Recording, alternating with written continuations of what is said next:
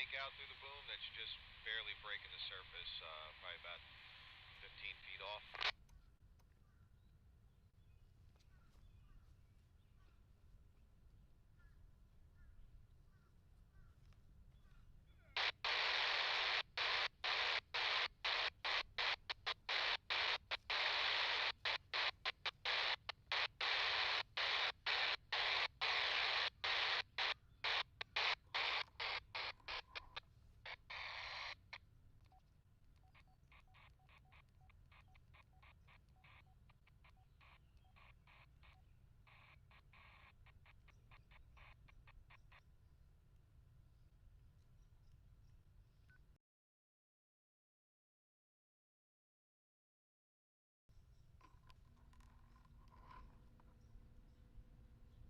Guys, hopefully we are back where you guys can hear what's going on here.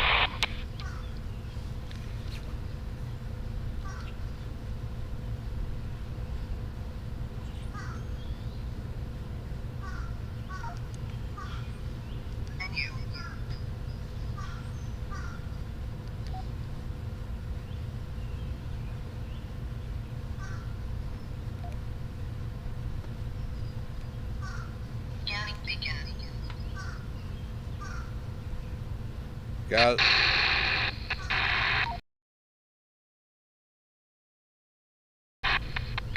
delete channel. Confirm.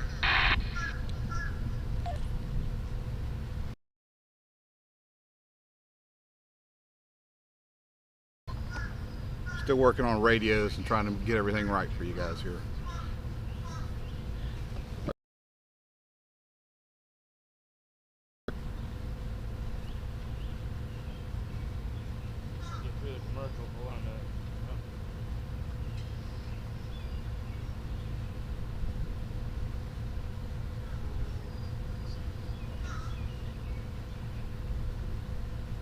Yeah, it's working. Hopefully the sound is back, guys, and we are. I don't hear you though. It may take a second for it to show up on your end. A lot of latency in it.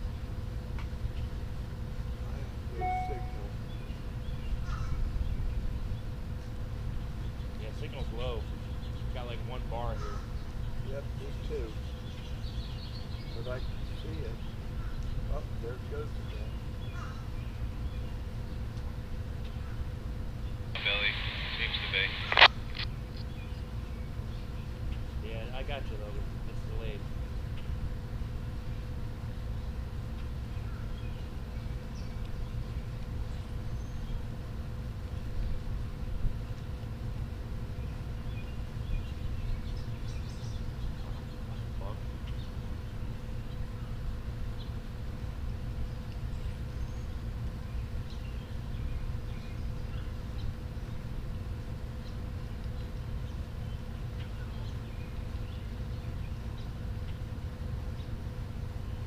Trying to get back in here so we can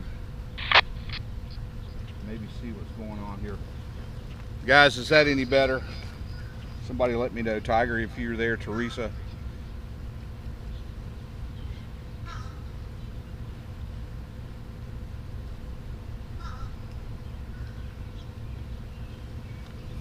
Trying to get back in here.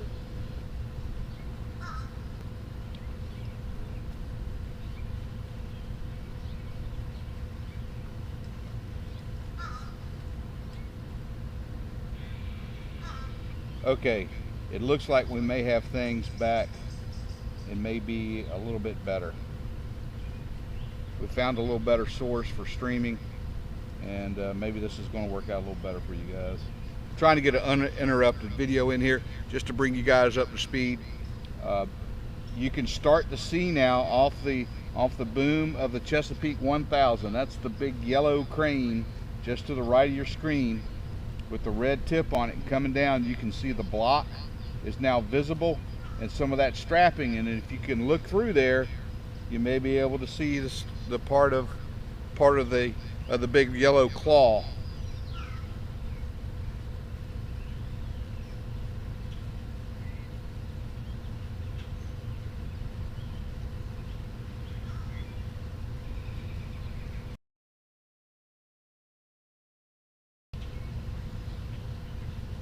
Okay, great. I'm glad this is turning out a little clearer for you guys. We'll take that number and then use the draft that we got to, and then be able to recalculate, right? Locked. It certainly looks a little better.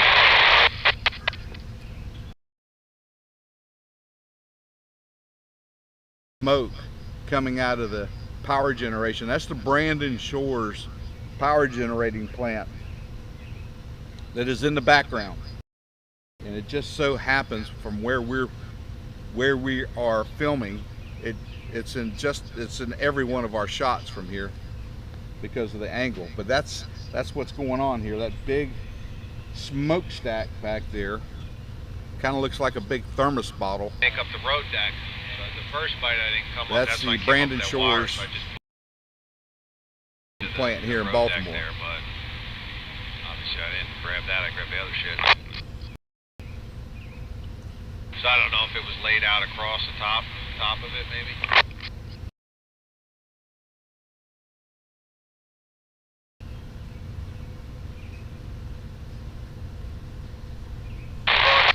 Hey, if you got a chance, give me a hand putting these wires back on.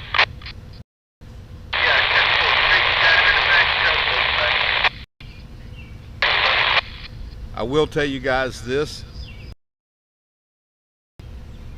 kind of, if you're on a computer, you can kind of drag around the bottom of the screen and the little gear icon will come up there.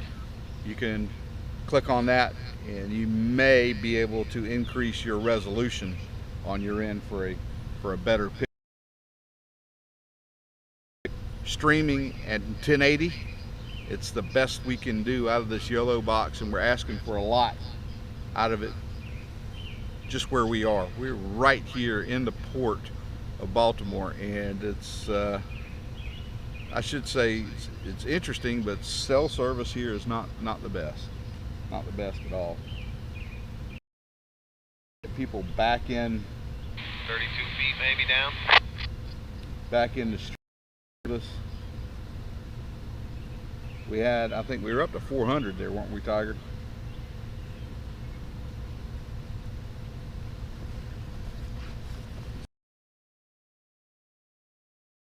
Down there, I could try to come down some more, but I don't want this grab to roll on me when I open it up.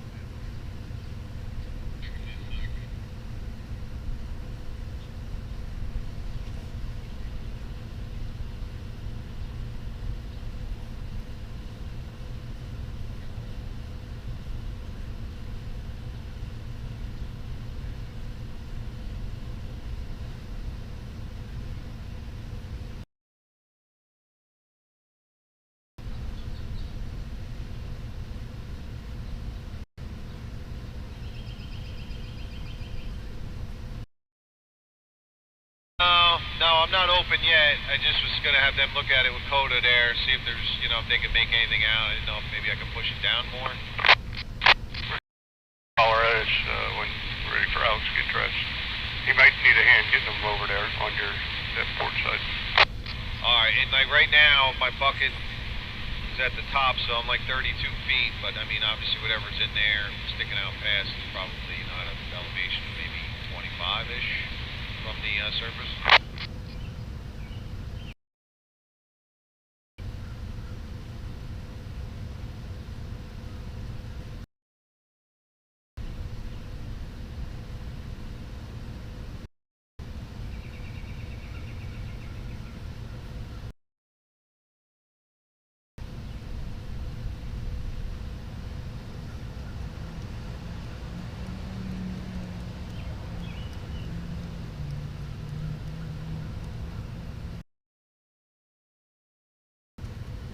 42 feet off bottom is where you see that tip of that steel.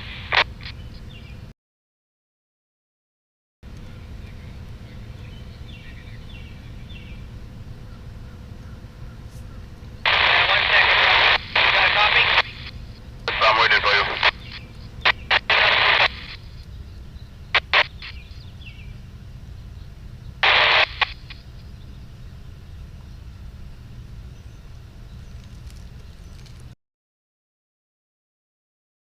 Trying to get some information here into the computer so that people can find us.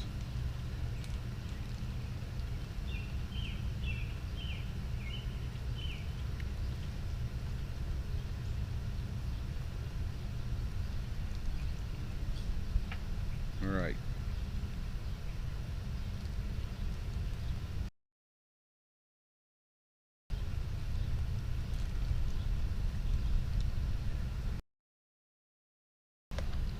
I don't know how many of you guys are new in here, so we'll just kind of recap of what's going on. The Chesapeake 1000 has that big yellow grapple claw attached to it, and they are in the process of making a lift. Now we've seen it kind of come up and we've seen it kind of come down. I think from what we understand with the radio traffic, maybe they're not liking the way it's coming up, or it's not in the claw the way they want it, so that we'll see them kind of go up and go back down, but it sounds like it's a pretty significant.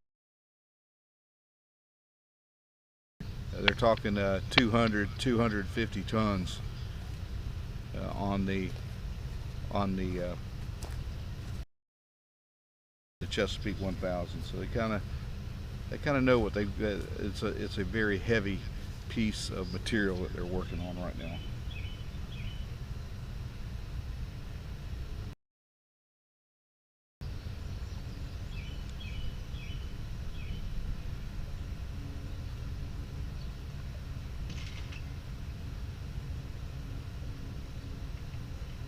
I can't imagine what's causing the audio. We are 5x5 here with our audio. What's going on the other end of it? What happened? This box and goes into cyberspace. We apologize.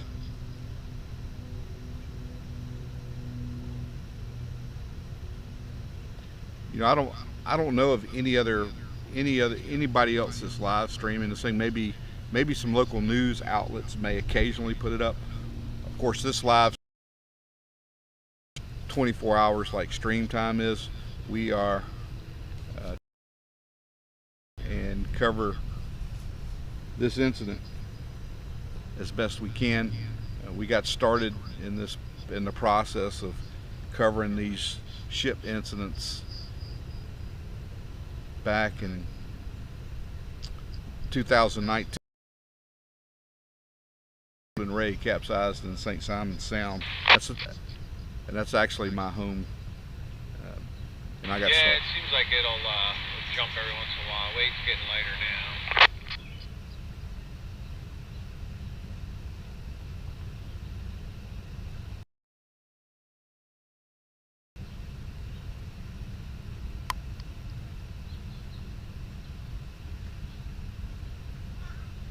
estimate on how much steel has to be removed. John, you guys are, I have, there's a lot of material, not to mention the road deck that's still down there too. It's a lot of material, a lot of work remains to meet that deadline of the end of May, having that channel opened up for the Port of Baltimore. Again, that's going to be a limited, once it's opening, it's just not, they're still going to be working out here, guys, trying to get this stuff up. A new bridge has to be constructed. This is just the first step. It is a crucial step, of course, because they need to start commerce moving back in and out of this port. But they will, there'll be a schedule on these inbounds and outbound ships, and the crews here will work around those, and they will probably have certain times. I would probably imagine a lot of that's going to move around tides.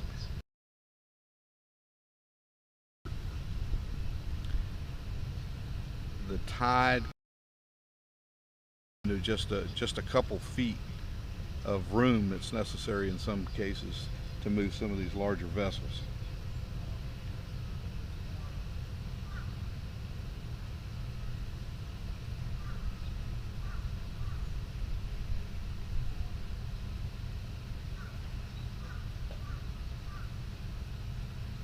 I see we got 321 of you guys are here joining us. Please subscribe. Love to have you guys. We are following this event with as much interest, I think, as anybody else out there. And this is kind of what we do. This is kind of how my channel got started. Now it's turned into looking at some of these ship incidents like this and bringing them to you guys. Everything's on my channel centered around the water. Guys, thanks for joining us.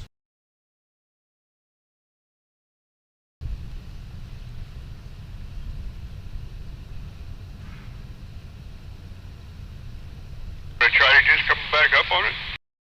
Yeah, I was about to ask you, yeah, I'll come back up on it.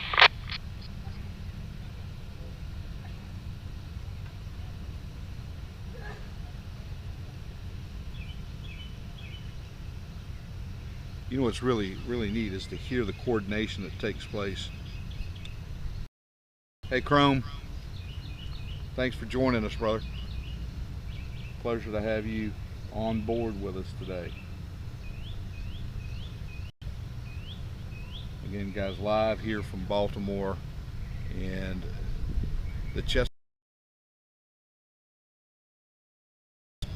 that Salvage grapple, that monstrous machine we actually saw, that was down at the Golden Ray wreck in Georgia, and when we were there, and we've got video over there, we put that up so you guys look at it picking up some of the debris from the Golden Ray.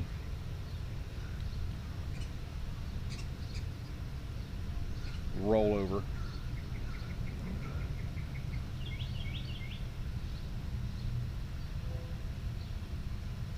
I don't know if you guys can notice, but there are on the span that's visible there, the eastern span of the channel.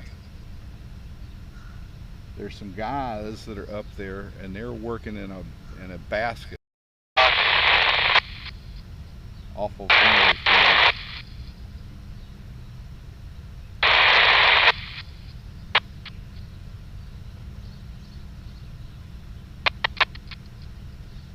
Hey, thanks. Hey, Mark, thanks. I appreciate that.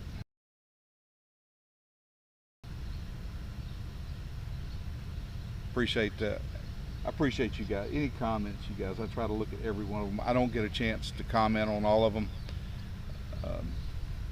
Usually when I'm editing or putting something up, I'll kind of glance through them when I'm doing that. You know, this channel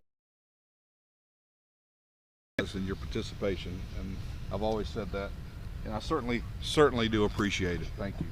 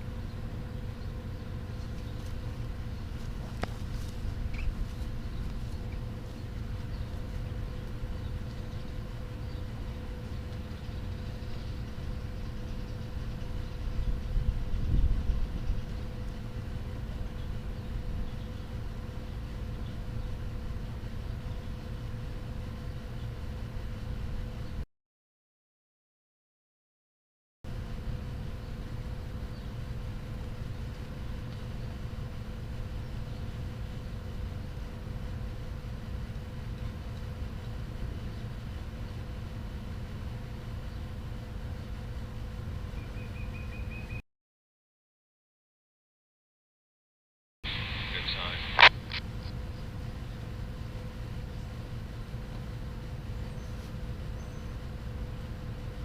Looks like there's a lot of smoke coming up from something over there now, guys.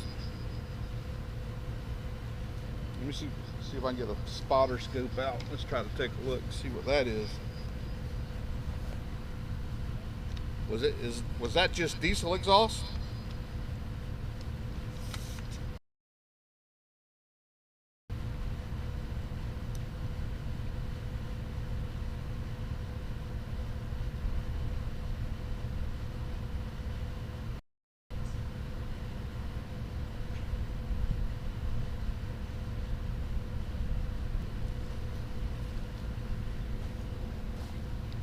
All right, guys, I have tried to move the phone over. The bars that are here are sparse. The reception bars are sparse. And a few more bars, or at least one more bar on the screen. Hopefully that's helping the audio and the imagery. You guys are going to make me go out and get a Starlink, aren't you?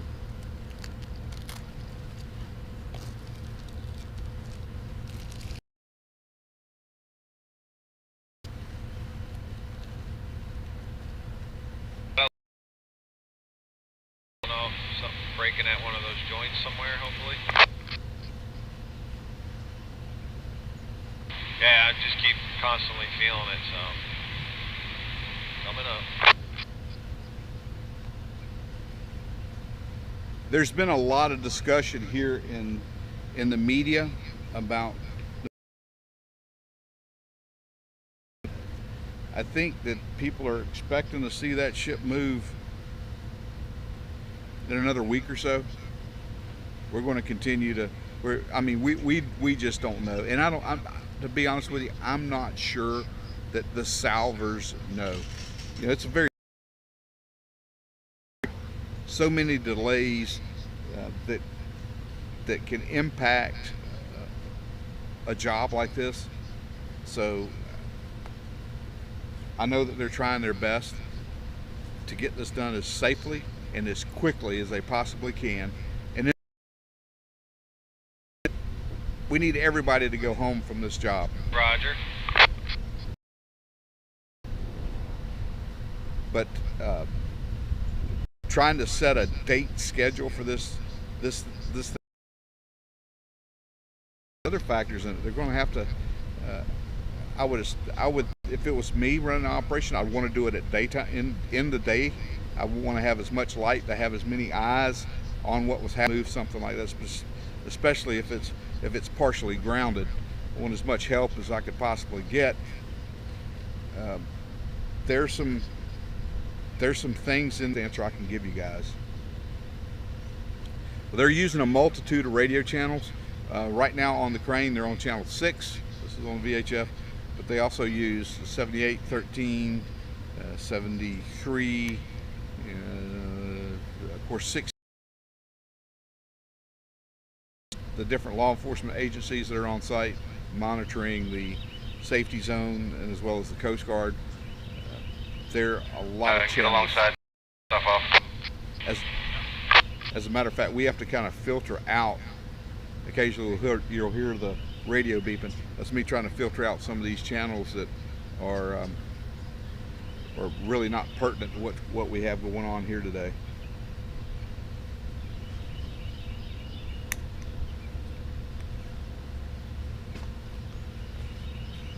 Yeah, we're here. I'm going to try to pan over here and show you guys.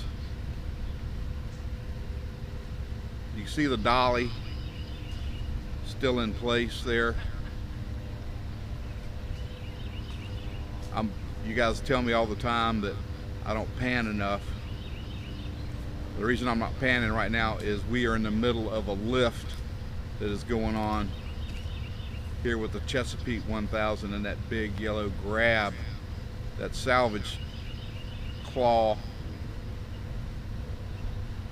And we can kind of see, I can see the block now coming up again from our spot. So it looks like they're coming back up with it.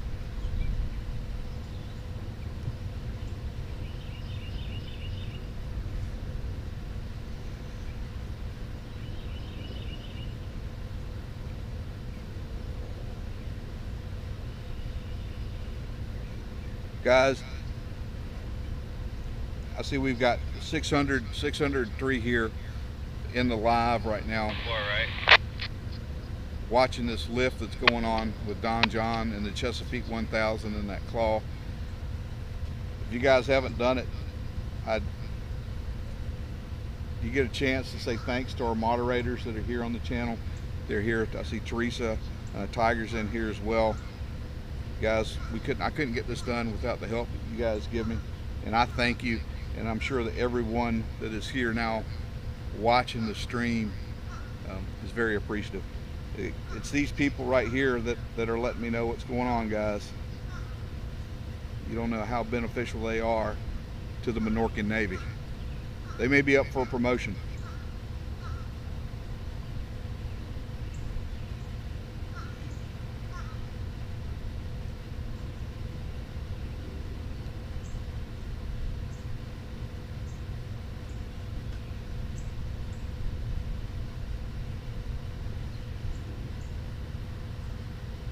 It looks like that block, if you guys are seeing this, the block that's hanging off the Chesapeake, we can see it's coming on up here. We're hoping to see a bit of debris. Now we're going to have to kind of look right over the tugboat that's there. And is that the Ezra Soul? I think that's the Ezra Soul there.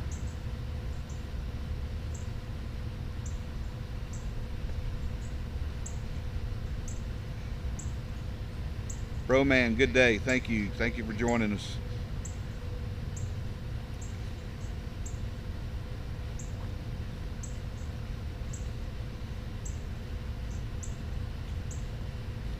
Yeah, I think Teresa and Tiger we may have to put some scrambled eggs on their caps.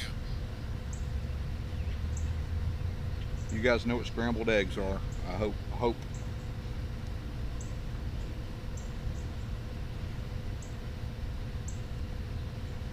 And there's Greg joining us. Greg.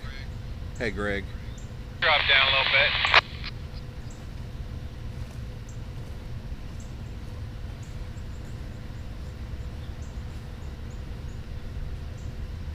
Most of what I'm looking at, guys, is with the naked eye. I do have my spotting scope here. It's a monocular, so I do glance over there every now. It looks like they may still have something on it, but we're waiting to see what's going to come up here.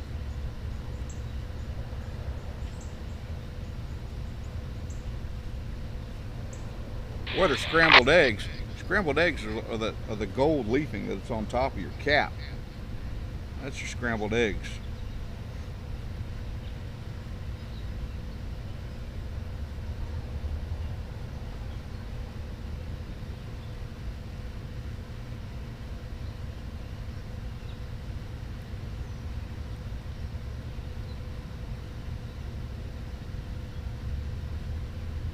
Guys, another shout out to Rob and Further Rob. off the port, or yarding something up, and we're seeing quite a bit of movement on the strain gauges right now.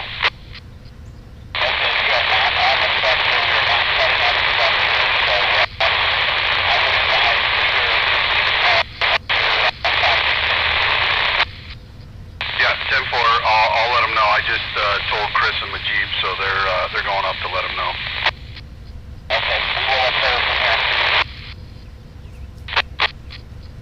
Yeah, we're on location, and we're graciously hosted here by Rob and Robin.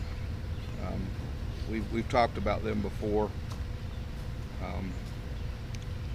Guys, we couldn't make this happen without those guys, and we're so thankful to them. If you guys want to show them some appreciation, maybe Tiger will throw up. There's a Cash App for Robin. Not the family here is not in the best of circumstances, but they are as gracious as they can be for me. Yes, they did recover another body. We had a video up this morning. The 5th victim was recovered. Miguel Lunez, they brought him home last night. Very relieved that's happened for the family.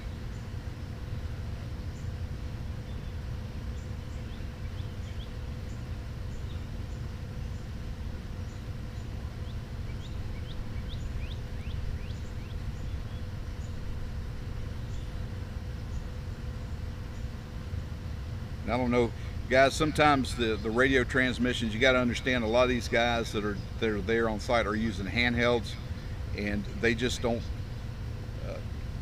transmit as big as like the radios that are on the cranes. So those transmissions tend to be a bit garbled. I apologize for that. There's really nothing I can do about that, but I want you guys to hear what's happening out on the site from the guys that are out there doing the work.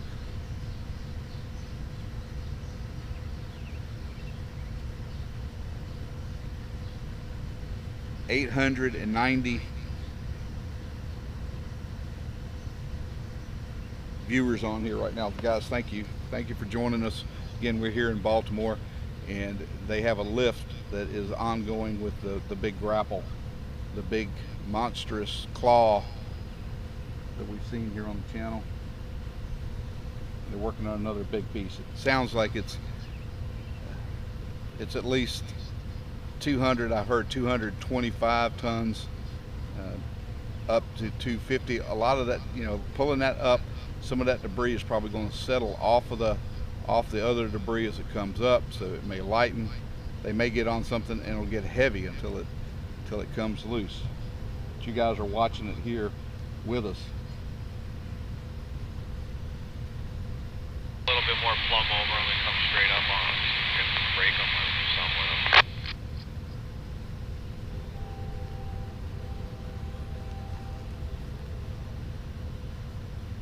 And this is a process that takes time, and we will have another video with our telescopic camera that we will try to drop this evening of this, and you guys have enjoyed seeing that video kind of sped up, so we will try to do that. Pretty good on the stern.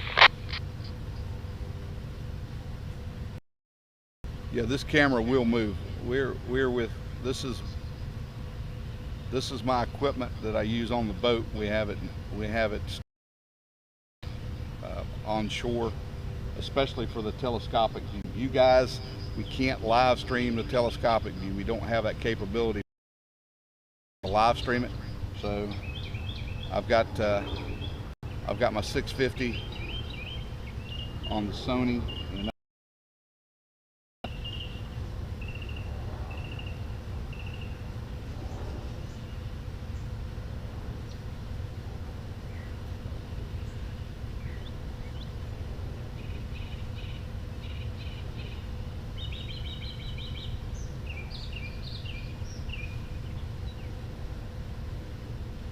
looks like we got 1,000 in here right now watching the live stream. Guys, welcome to the channel. If you haven't done it yet, subscribe to us. Let us know you're out there and you're enjoying what you see.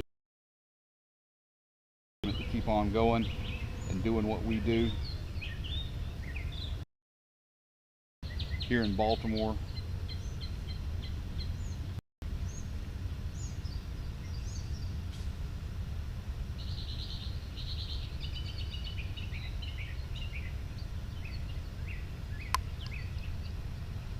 Yeah, there is a TFR, 1,500 feet, 2 miles, 2 nautical miles out. we would actually be in the TFR from here, or else we would have the drone up.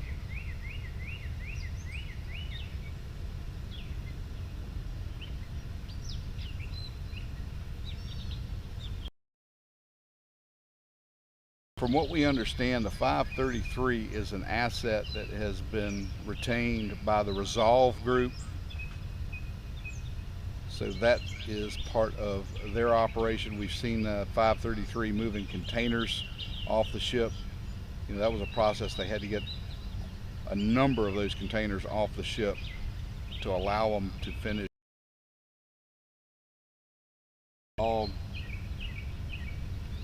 It's all part of the process.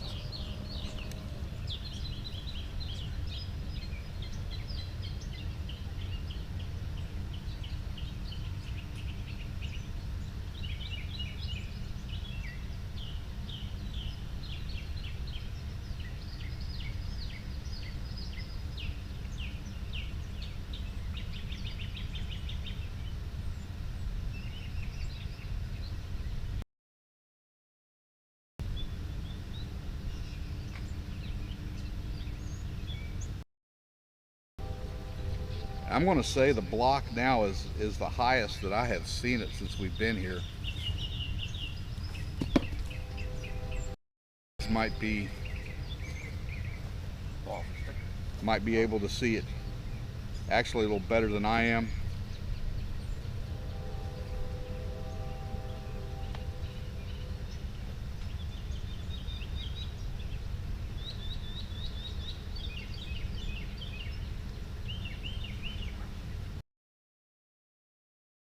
Once they get whatever it is they have claw right now, Gus that's the nickname that the crews have given that piece of equipment.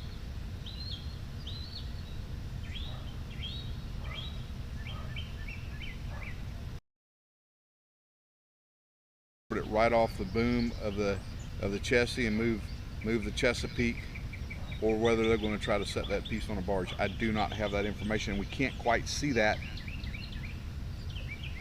from our vantage point. And yes,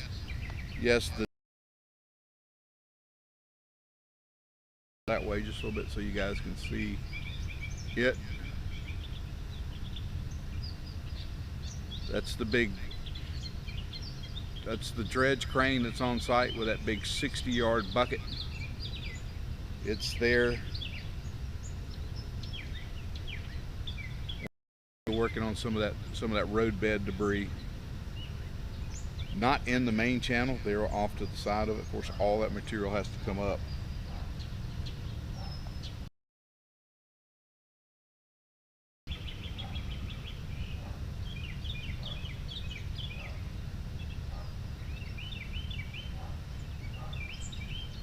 This is what we're focusing on right now.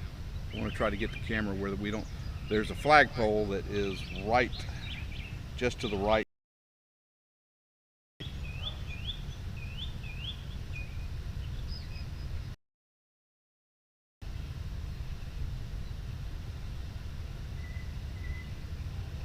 But definitely something is there.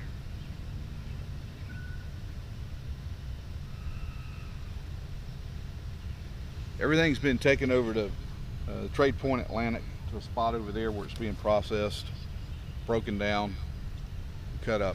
Or did it pull out somewhere? We've got some of that video in the playlist.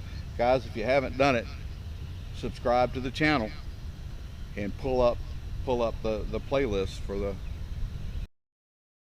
piling here, and there is a lot of video from the past 5 weeks that we've been on this story here from Baltimore.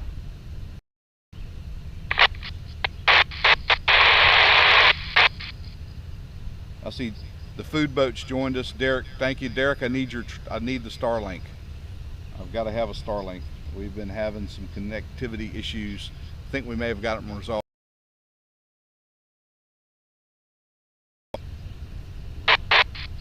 Have to get a Starlink.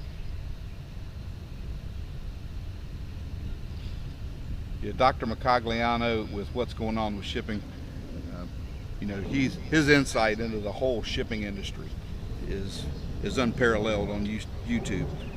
He has got a way of presenting topics that pertain to the shipping industry, and in particular what's going on here, and the way he presents them is incredible. They're from Campbell University. He is a wealth of knowledge. He's probably forgotten more about shipping than most people will ever know.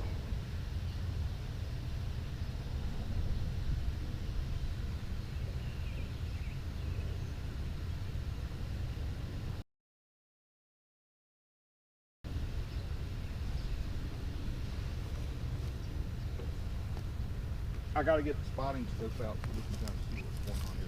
It looks like they may have something there. Let's take a look and see what we can see with the spotting scope.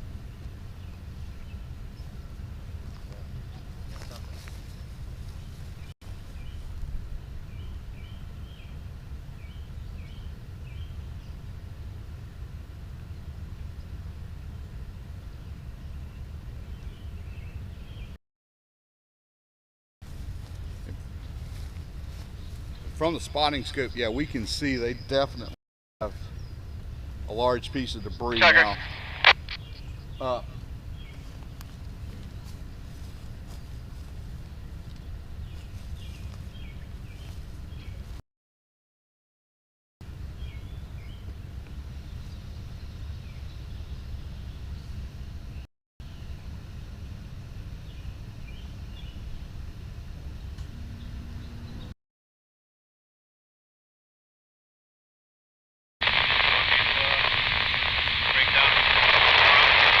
Yeah, please.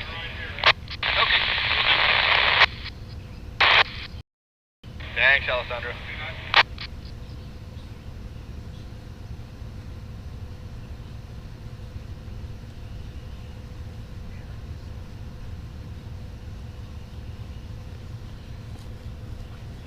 Yeah, we are live in Baltimore.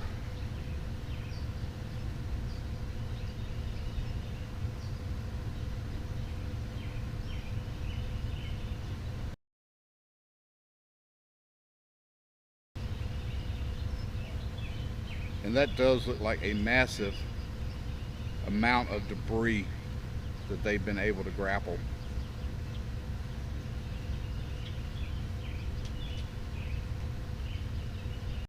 Haven't heard anything about any shape charges that have been used on the site. I think but I'm not sure that they have utilized any on site yet. We haven't heard that they have.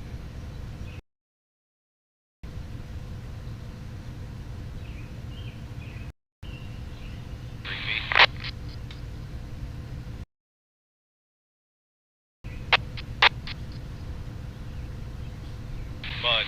That's mud.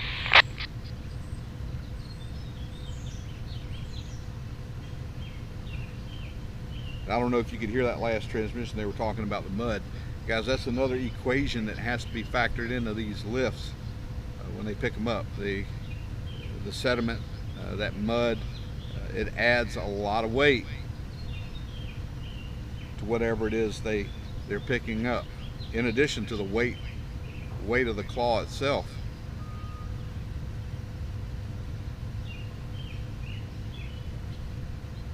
What are shape charges? Shape charges, they can use them to cut metal with. They are explosive, and they're used to direct energy in a direction for a specific purpose. Metal. Yeah, I mean, I'm pretty much 2 blocked up there. I got what, a couple more feet. If you want to give me like 3 feet. I don't think I need to pick it up any higher though. Anyway,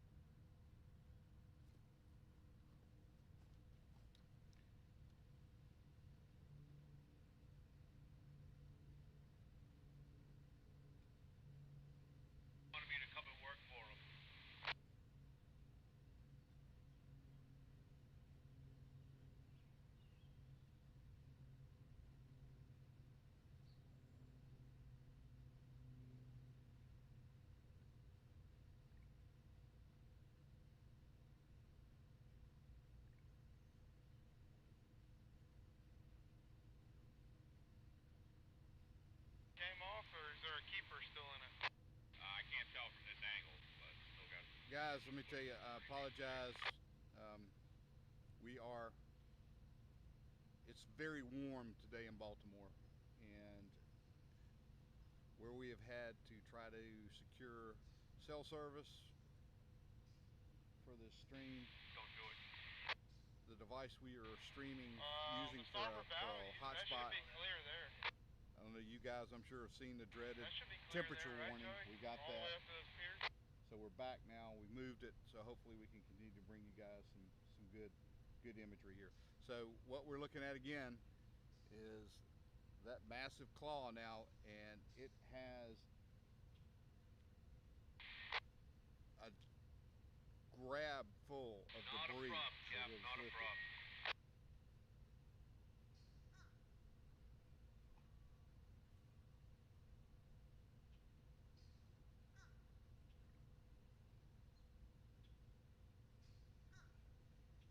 I'm hoping that you guys can hear me. We're showing that we are hopefully back with you guys. Is that better? Are you guys getting sound now? Every time we reset this, we have to go through the whole process of resetting the box, and I apologize for that. It's not as simple as live streaming from a phone to be able to bring you the images as clear as what we're doing. Okay, great. Thank you guys. So yeah, we can see now pretty clearly a massive claw full of bridge debris, and now it's going to be interesting to see what happens with it. Are they going to try to move the entire barge, or are they going to pull a crane or a barge in and set this material on a barge? So we're listening. You guys are listening with us as we're watching this happen live. A lot of you guys have said you wanted to get in and see the operation with this claw. We're trying to bring it to you as clear as we possibly can, and from what we're seeing on our imagery here, it looks pretty good. Again, the best we can bring. I wish we could bring this to you in 4K. We don't have the capabilities when we're remotely streaming. We're in 1080. Check your devices if you haven't checked your resolution to bring them up to 1080. Do so.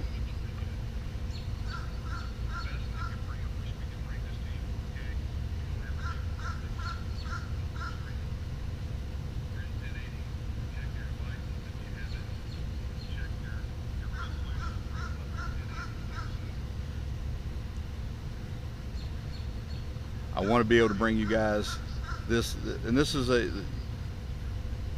very historic event. I realize that. I'm sure you guys certainly realize that from the interest you guys show in the channel. This is something that I certainly hope we don't ever see again. But it has happened. It's here.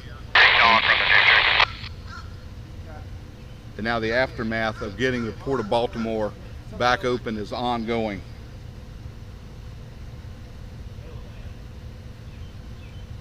They got him from PetSmart. They had a van there. Oh, yeah? Yeah, they come like every so often. And they had, one of the government go for a small farm. He's going to be a big boy. And they said they had a 4-month and a couple 1-year-olds.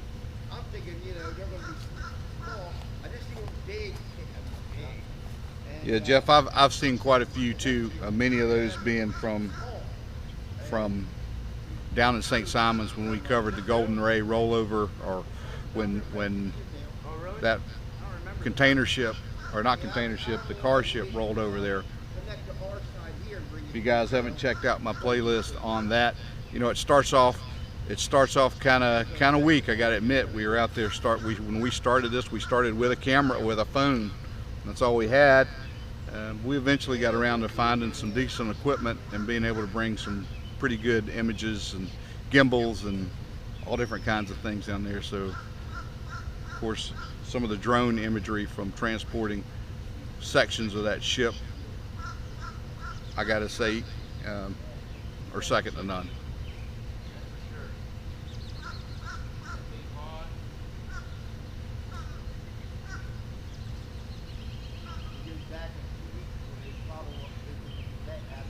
we're showing right at 1,000 people watching the live stream here with us. Again, guys, if you want to help a guy out, hit the subscribe button. You know, it's not going to cost you a thing. And that's something I don't understand about YouTube. The term they use for that is subscribe. It doesn't cost anything to click on that button and let us know that you like what you're seeing, and it certainly tells YouTube to help us out where we need help to be able to get more equipment and better equipment to be able to stream these kind of things for you guys. Joe, yeah, I don't know you guys. 1100 on ocean axial, negative 650 on harbor horizontal, negative 990 on ocean harbor ocean horizontal.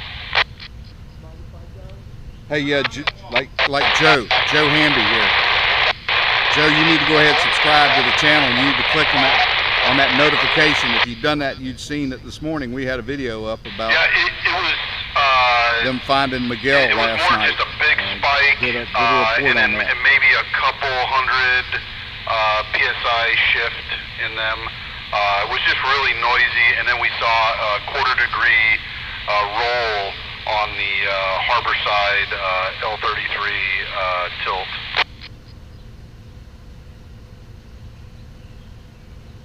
Thanks, Joe. Appreciate that. We could use all the help you guys could give us here. We're a small channel. We're trying to grow, and it's difficult to do that without the resources YouTube provides us by you clicking on that subscribe link.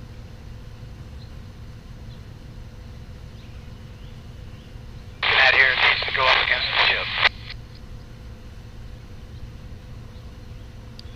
Now, is it me? It looks like it may be. Are they going down with the load now, guys? It looks like from my vantage point that they've begun to lower. Yeah, that works for me.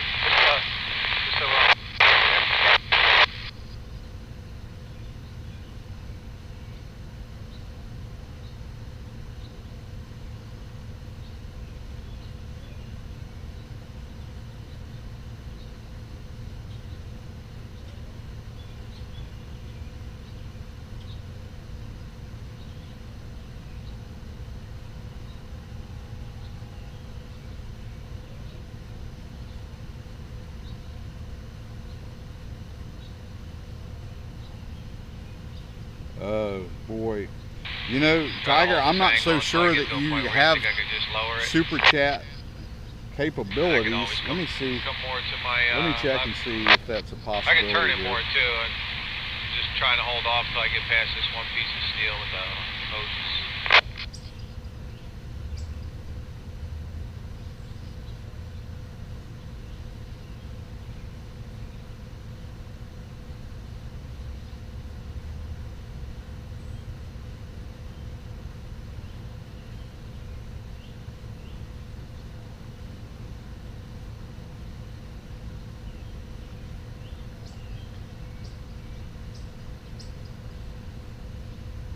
You know, I'm not sure, Tiger, that I can add super chats to the live streams. I just don't see it. Let's see. You can rotate on this boat there, turn like 45, put that barge on the other side. Maybe I could come in on an angle instead of having to go over that wing break there.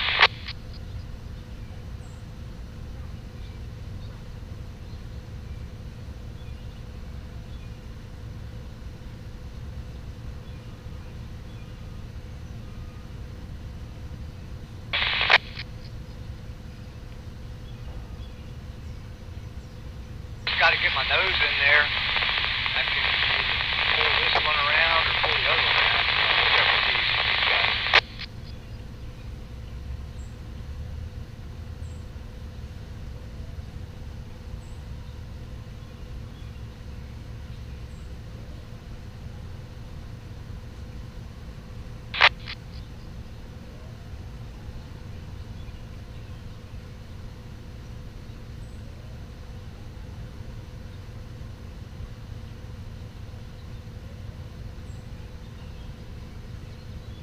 this end, right? I'll just catch this creek right here, and we'll just, whenever you're ready, we'll just pull you out a little bit.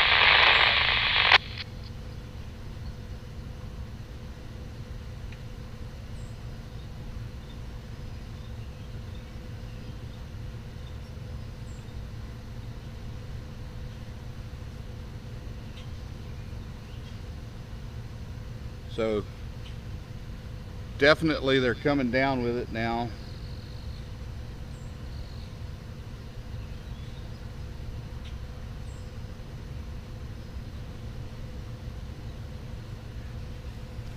Yeah, I have a laptop right here, and I just don't see the option for super chats, guys. When you go to monetization, it's just not there.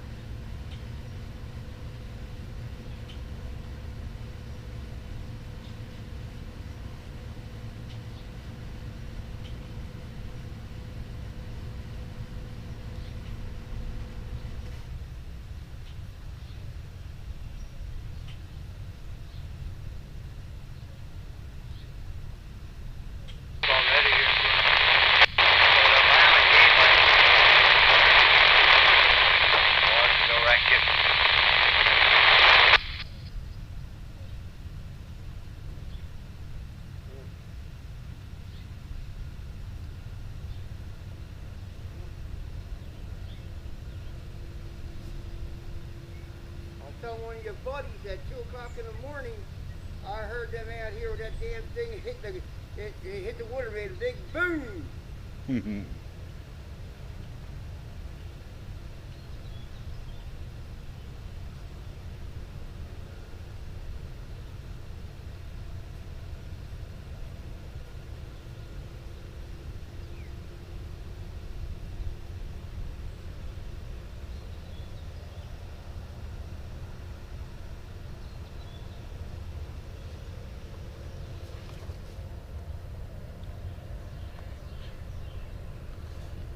And guys, I don't usually ask for super chats or anything. It's nice to get them. The biggest thing you guys can do to help me out now is click on that subscribe link.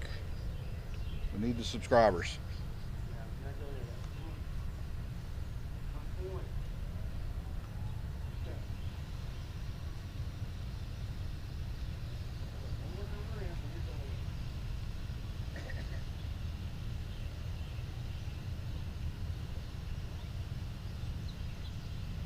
Better if it just come down now until it gets maybe on my side of it.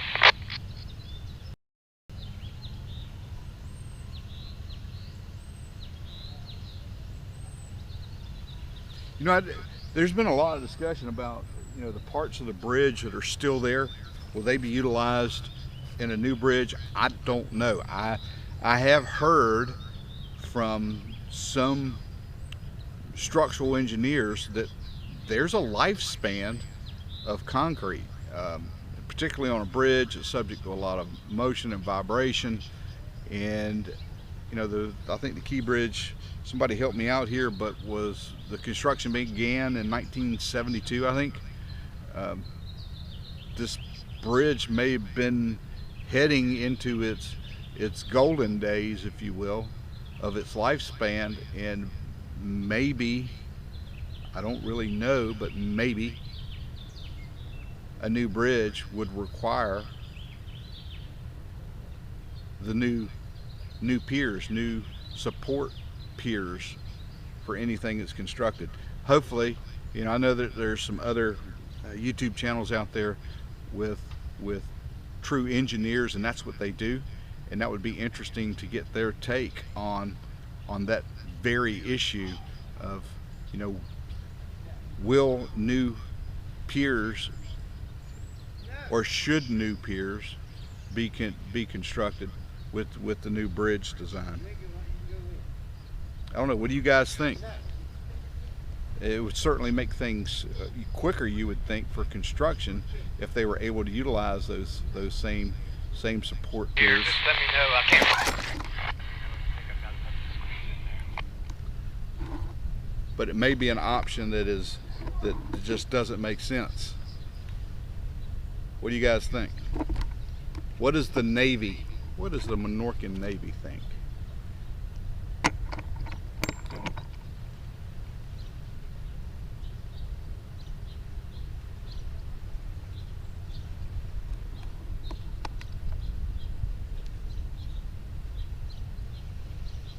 I can't tell you how pleased I am to see over 1,000 people here in the live stream watching Donjon and the Chesapeake 1000 and that claw working to get this channel opened up and getting the Dali freed from this metal tomb that it's in.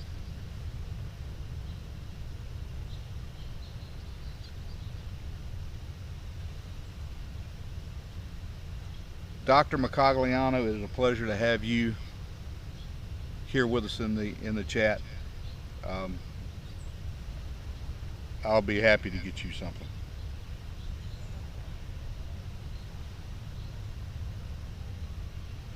So guys, what we've seen, just to recap what we've seen here now, we've seen the Chesapeake 1000 work that claw and work a very large piece of debris. I should say a piece of debris. It had, especially when we go back and look at the telescopic camera, I think we're going to see some really incredible images from there.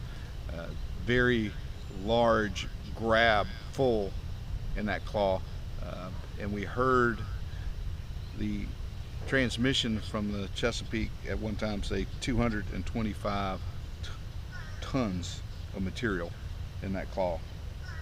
I don't see anything that's going to get hung up.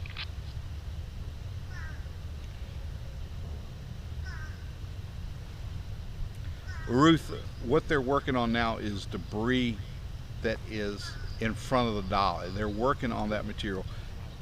This is a process, and it's a process that takes, you got to clear out the material that's in front of the Dolly before you can get to the material that's on the Dolly. It's a process. It is a painstakingly, meticulously orchestrated process. These guys aren't cowboys with a rope on the saddle horn, throwing a rope around it and just yanking on it.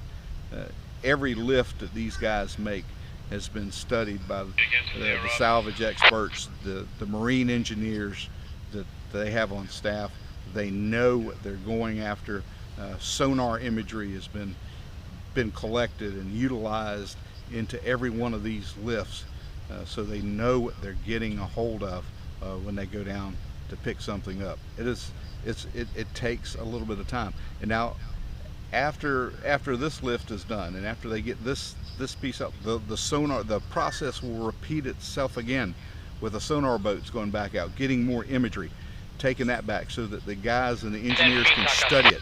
Because keep in mind, as they lift some of this stuff, you're going to have shifting, you're going to have material in this debris field that moves around when this stuff is lifted.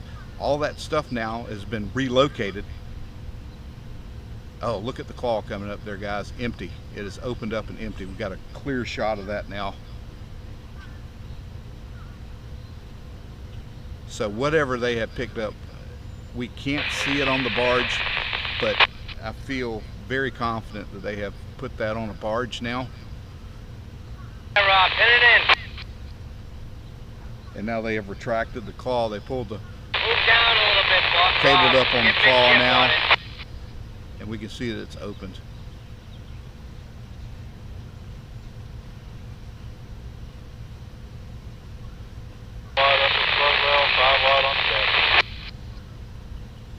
In and out, Dave. In and out.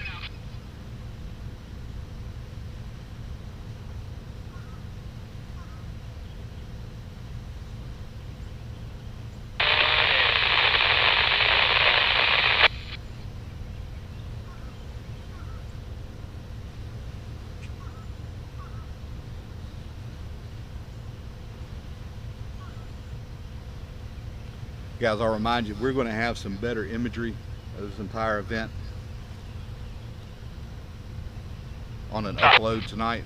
It'll be a regular video that we put out, and we will modify that video with speed, and we'll try to overlay some of the audio that we've collected here today with that, so you guys can kind of hear a little bit of what's going on.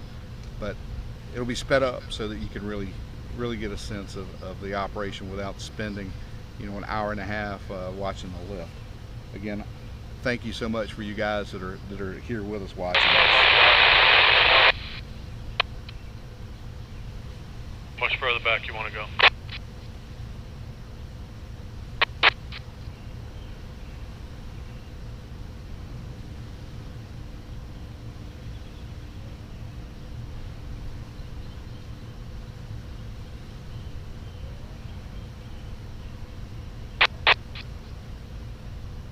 It is a lot like spring today here in Baltimore.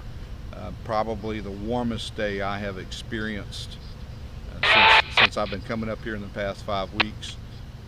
We're out in brilliant sun, and it's warm. And it shows on our equipment. You guys, he's going to put that on, and we're going to slide his deck barge back. Seen the result of that with buffering streams, and I apologize for that. We are still Whatever you guys working think, if I'm going to be in the way or something, I'll move. Straighten that No, up. I'll just stay right here. Okay, stay right here.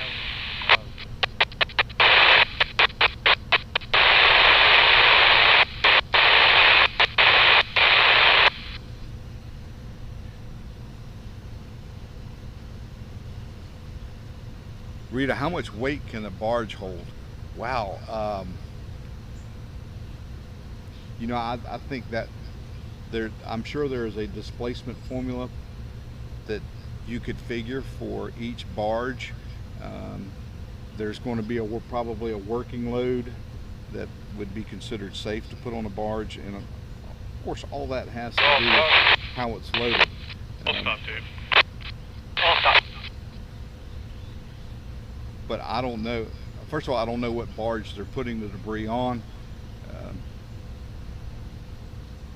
But barges typically can hold a very impressive amount of weight.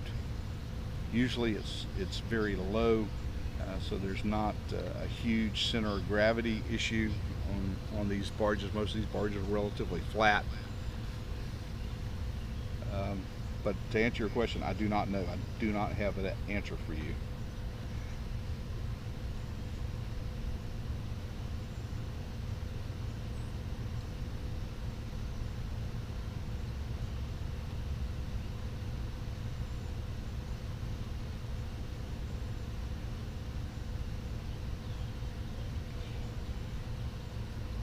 Hey, yeah, Kenneth, you're right. I think one of the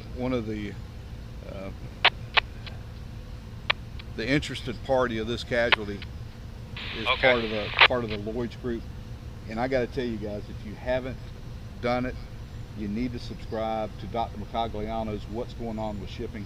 He addressed this very topic in the best discussion I have ever heard anyone give on the conglomerate that makes up the shipping insurance out of Lloyd's. And that group handles probably well over 90% of the world's shipping, and it's part of that group that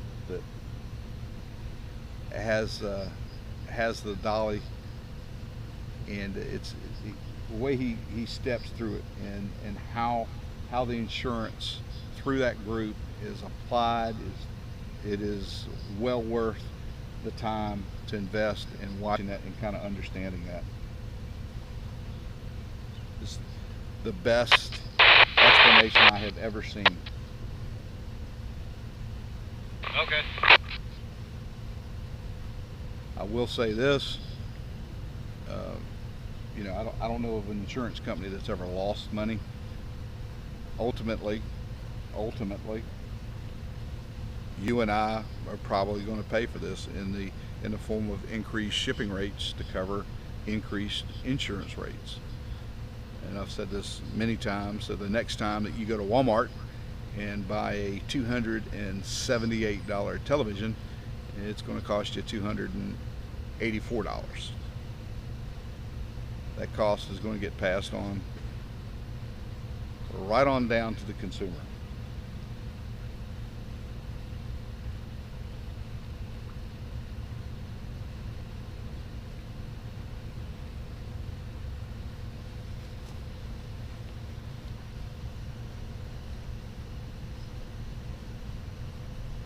And it is going to be a big discussion. And I can assure you that the insurance that was placed upon this ship is not going to cover the cost of what's going on here. And that's going to be a discussion certainly for another day, but there are limits, and I can assure you those limits are going to be reached. You guys keep in mind, you know, not only do you have the expense of the bridge and the salvage effort and the recovery of the ship and the loss of the shipping containers that are up there on the ship, even though general average has been declared by the ship owner on the containers.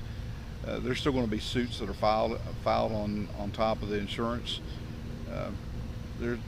I would expect that there's going to be some civil suits that come down from the families who've lost family members in the construction part of this ship that were killed.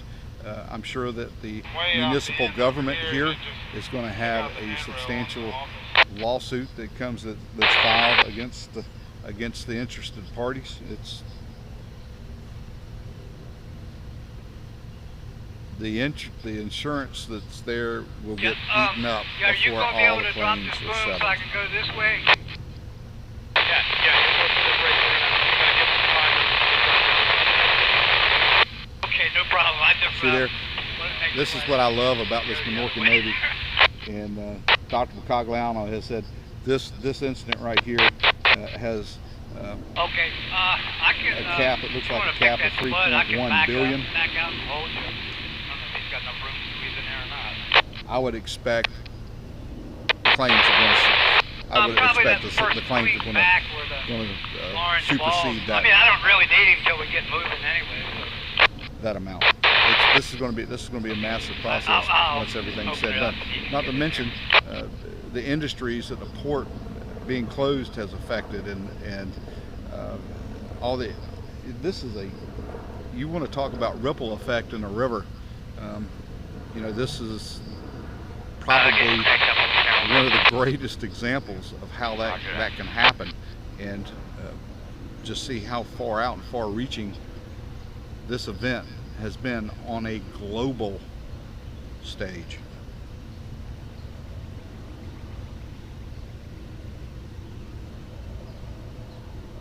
Oh, JBL Sound God, you know, that's not a crazy question, but the Chesapeake 1000 has its own independent hydraulic capabilities and systems that are controllable, and they route those hoses to the claw from the Chesapeake. South, right? The Chesapeake will be powering the hydraulic that's right on the Carol. fluid for the force necessary to west end around operate that claw. Okay, roger that.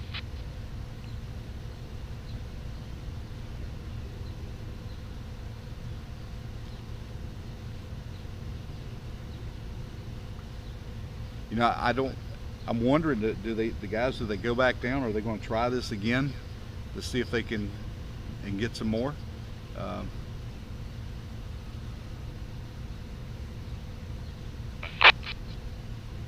right, I'm back. This is interesting. Very interesting.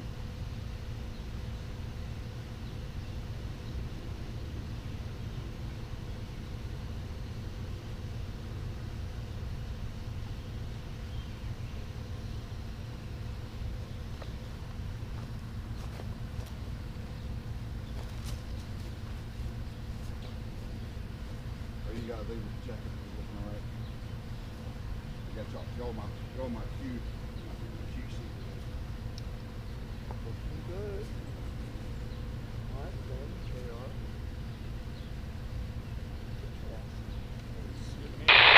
Yeah, I'll try that. The delay. Yeah, It looks like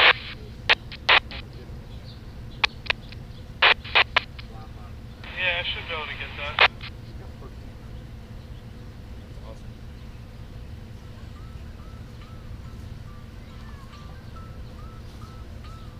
Hey, probably back a little stronger. We're not moving yet. There we go. Now we're starting to move. Roger.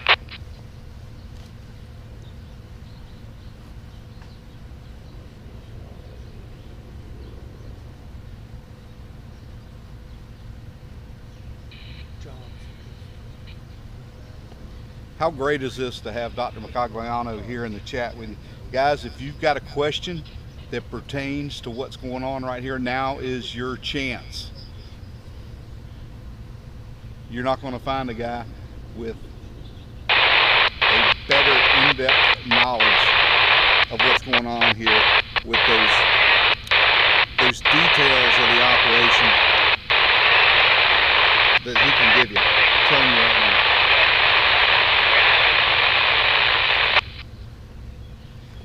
Yeah, guys, you know, I haven't done it. I get in trouble for this. We'll pan over and show you guys. There's the dolly. The dolly is still in place. Once you're down with the starboard there. Yeah, copy that. You can see that debris there is still on the bow.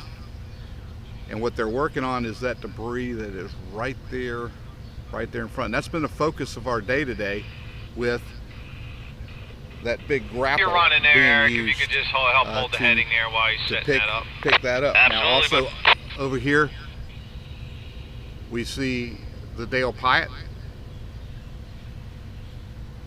The dredge is working over there, still working on the roadbed debris that's there, and you can see it going down, and it's getting scoops and bringing over, swinging them over, putting them on that barge. My stern out, but I'm good. Go ahead and shove her on around. Just get away from the bar. Roger.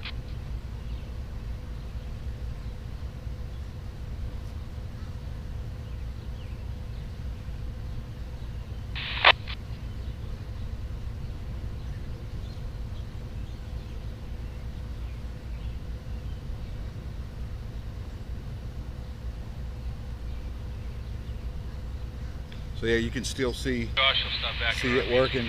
Again, our focus is going to be right here today with the Chesapeake 1000, Don John, and that group with that claw, and we've already seen them come up with a big scoop, and now it looks like the claw is going back down. And again, we're still here. How about that? At the Francis Scott Key Bridge collapse site, and there is the Dolly. Okay. Still in Yeah, let's go position. ahead and make a move back.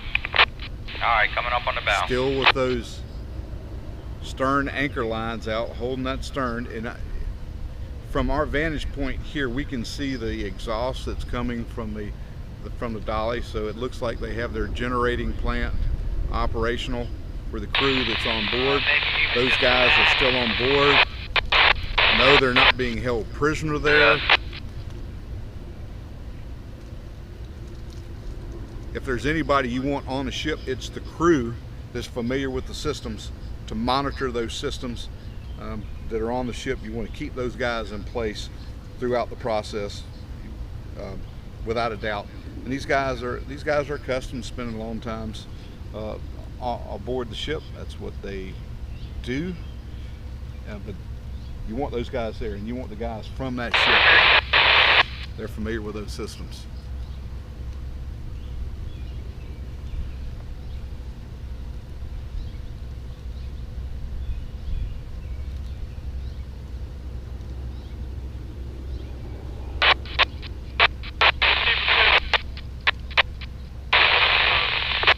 Okay.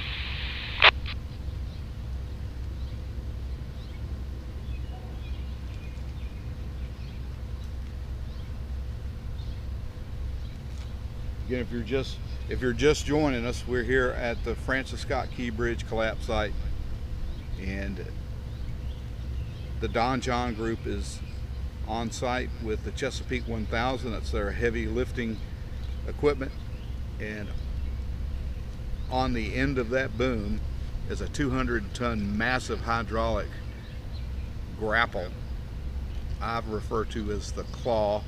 The crew out there calls it Gus. I call it the claw, and they have got the claw down, and it is working on some tremendously large loads of debris. We've seen it already bring one up, and it looks like it's going back down, maybe to try to pull something else back up.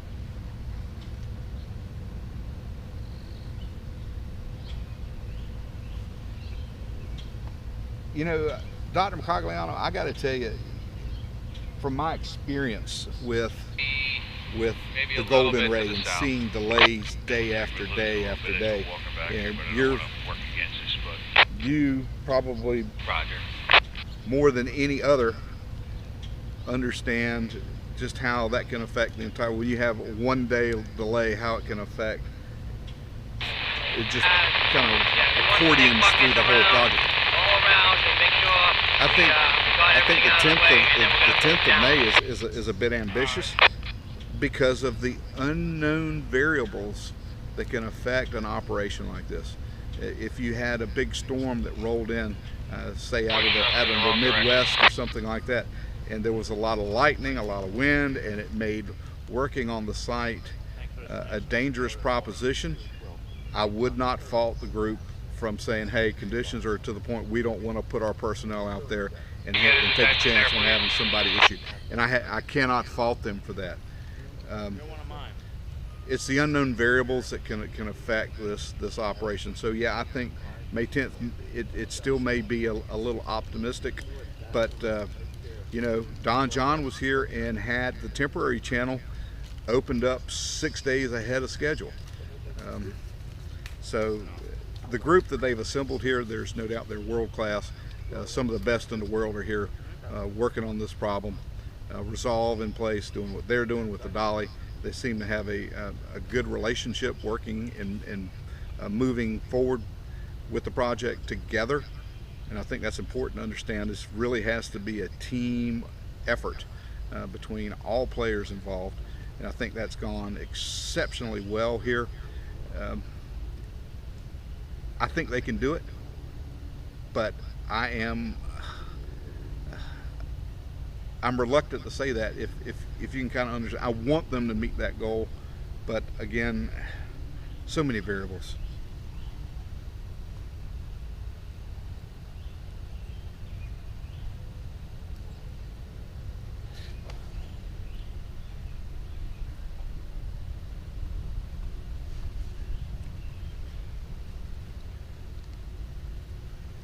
Alright, go ahead, I'll stop there, Frank. See if we can pull this thing back around. We lost a lot of ground there. Swing it to the south there, guys. Twist into the south. Cal's backing on you. So in that transmission, it tells me that the guys are using tugboats back there to kind of maneuver the Chesapeake around with tugs, which is what we know that the Chesapeake is a fixed derrick. Some might call it a stiff leg derrick, but she's fixed. She cannot rotate about an axis. It looks like we got a lot of diesel smoke coming off of something down there now. That's going to be a tugboat that they're working now. We just heard them. They're adding power to kind of turn. They got to turn the whole barge in order to swing that boom. So that's what they got going on there right now. And that's how they have to turn that Chesapeake. I'm sure they have spuds down on it, so what they're doing, they're probably just pivoting around on a spud that's there.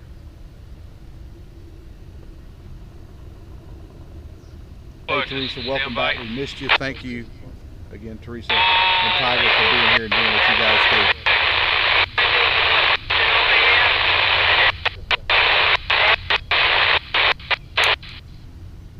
Well, while he's sifting, I can come over there and shift you over if you want, whatever you need, however you want to do it.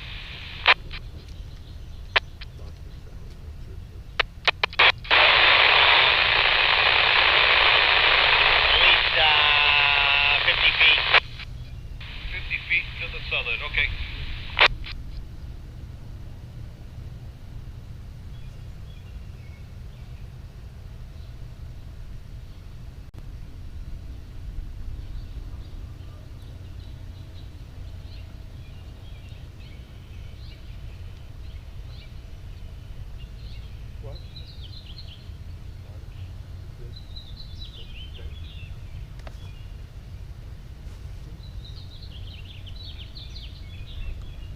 On the radio, I'm just hold up here for a minute.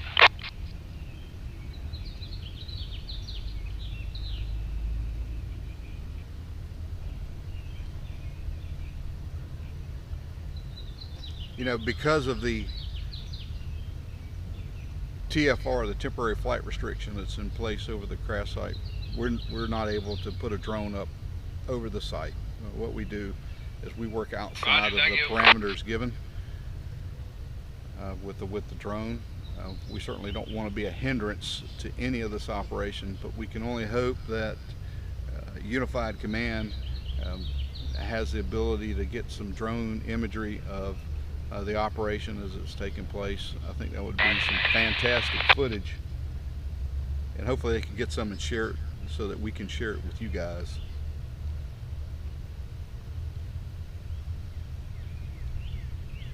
Yokohama. Yeah, I see we got some more people in here, so we're gonna pan over so you guys can understand exactly where we are. There's that big piece that is impaled upon the bow, and of course there's the Dolly, where she has been since the incident happened. She's secured with anchors. And our focus today has been right here on that Chesapeake 1000 and that big yellow claw.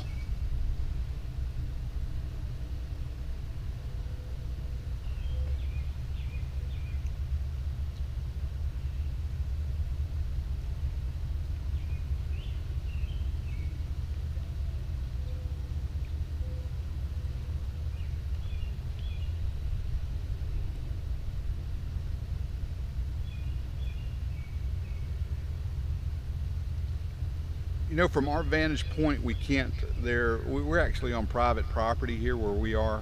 We've been graciously given access to a riverfront home here to bring you guys these videos from Rob and Robin.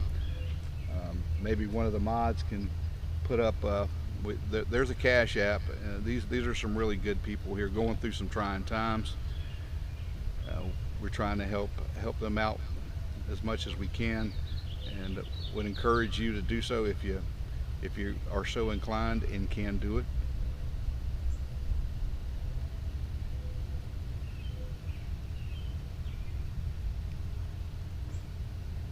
Thanks, Tiger. Back and easy.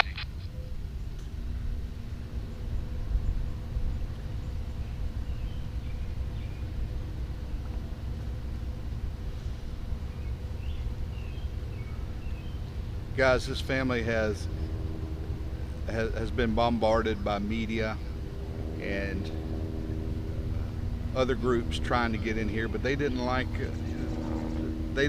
really how they were being received.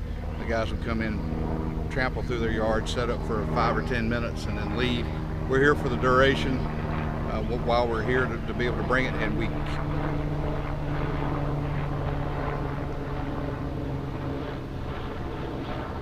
Wrap that up. Just had a low-flying aircraft, but we can't thank them enough for their generosity in hosting us here to be able to bring you guys these images.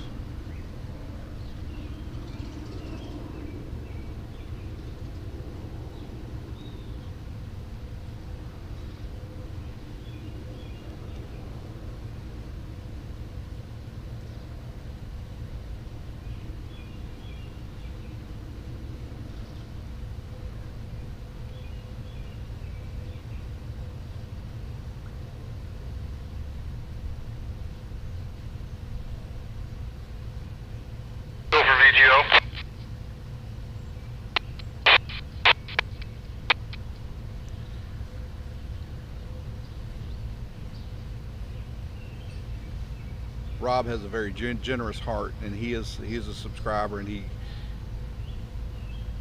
we formed a very tight relationship with the family here, and they're very gracious to allow us to be able to do what we're doing, to be able to bring you guys what you guys are seeing right now live from the Port of Baltimore.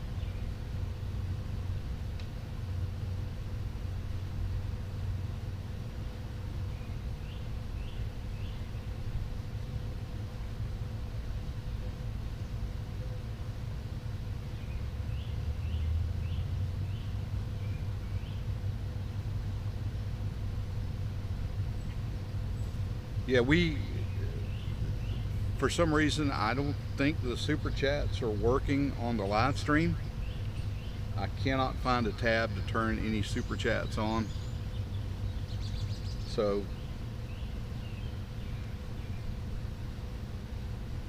they should be there, but they're not. And, Yeah. 3 and 240.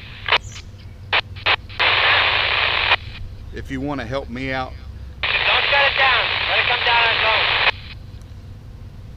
if you want to help me out, click on that subscribe link. Make sure you hit the notification bell.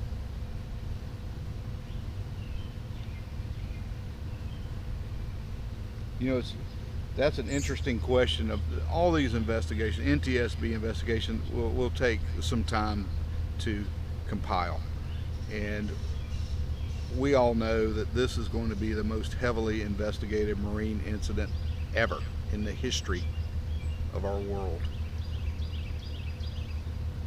Those reports are going to be very interesting to see when they are made public, but it takes a while. You guys are familiar with the NTSB. You know, they're thorough in what they do, and they don't rush to release a report until it is complete.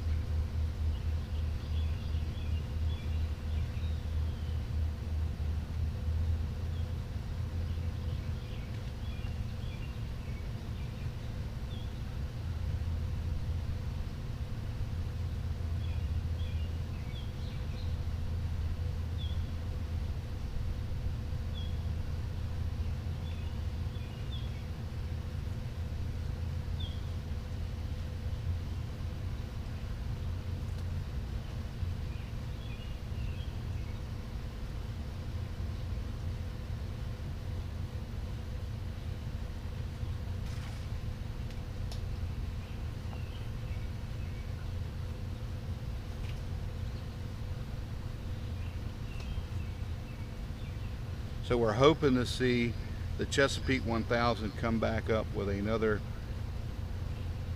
salvage grab of that claw with debris. We've seen them bring one up, and it looks like it's back down now. And trying to follow this radio traffic, we've heard that they've kind of repositioned the Chesapeake 1000. Keep in mind that the Chesapeake 1000 is, the derrick is not rotatable in that it's not on a turntable. To move the derrick, you have to move the entire barge, and we heard the tugboats and actually saw some exhaust when they began that operation to reposition it. And again, it takes, once they identify debris and they close the claw, the process of bringing it up takes a little bit of time. A lot of this material is laying in different pieces and kind of a jangled mess down there underneath the water, and as they add the force to pull it up, some of that has to be, it'll separate, and some of it actually will break. They'll add that much tension to it and to separate it, but we'll see hopefully another large bit of that debris come up here at the site.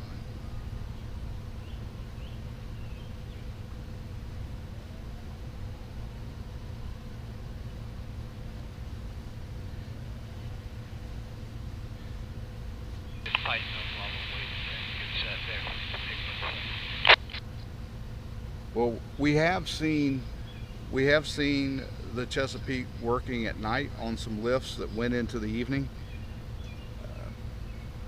You know, there's a lot of variables that go on with a lift like this, and daylight obviously adds an incredible safety factor for a lot of different eyes to be in position to see different things. At nighttime, you're limited by what light you can put on the subject. Daytime is when you want to execute these heavy lifts. You want to be able to have the best visibility possible. And are they working 24/7? I'm sure they are. I'm sure there are different aspects of this operation Yep. Okay, perfect.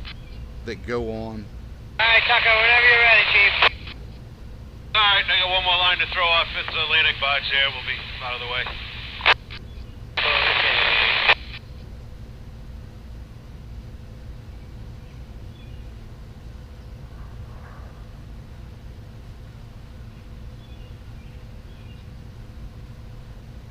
But you can rest assured, even at nighttime, engineers are looking at data that's been collected during the day to formulate the next day's work. The process continues.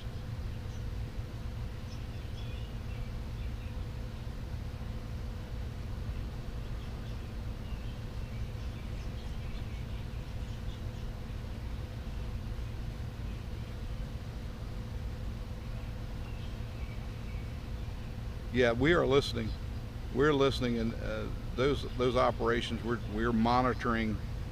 One of the channels that the crane guys are working, and at some point. All right, Joe, whenever you're ready, come on up with them.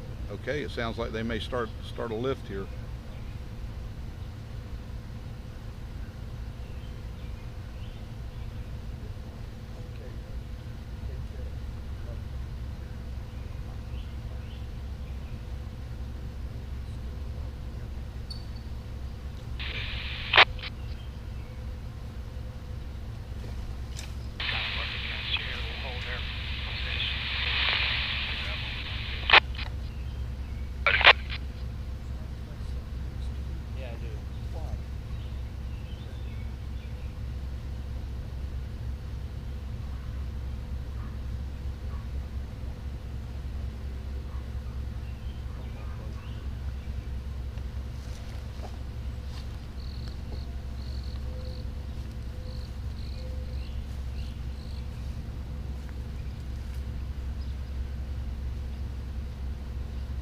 Coming up on the stern.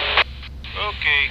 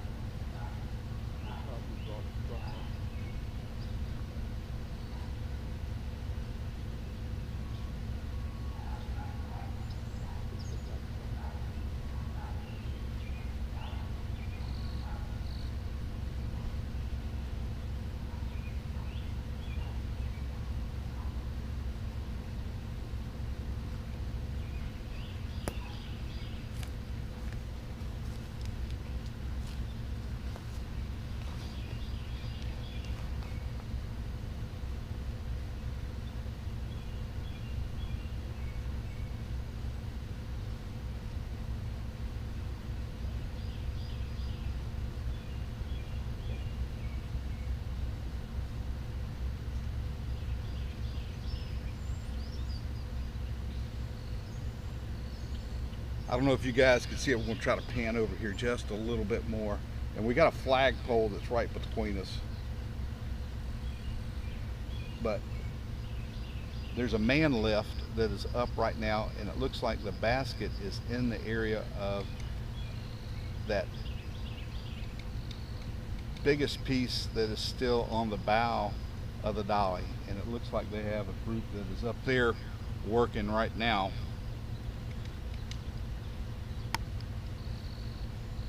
In that area.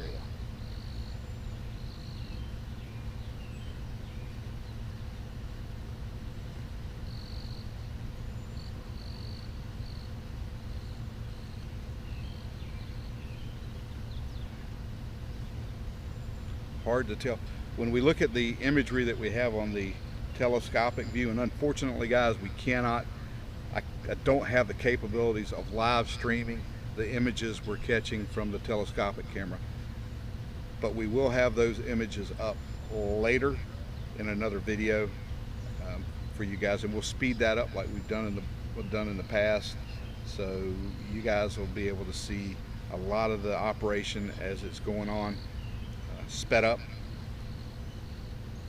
and it'll be in much greater detail than what you guys are seeing right now. The ship itself is on the port side of the Francis Scott Key Bridge. They were outbound when the accident happened. So the stern of the ship, this is pointed back at the Port of Baltimore.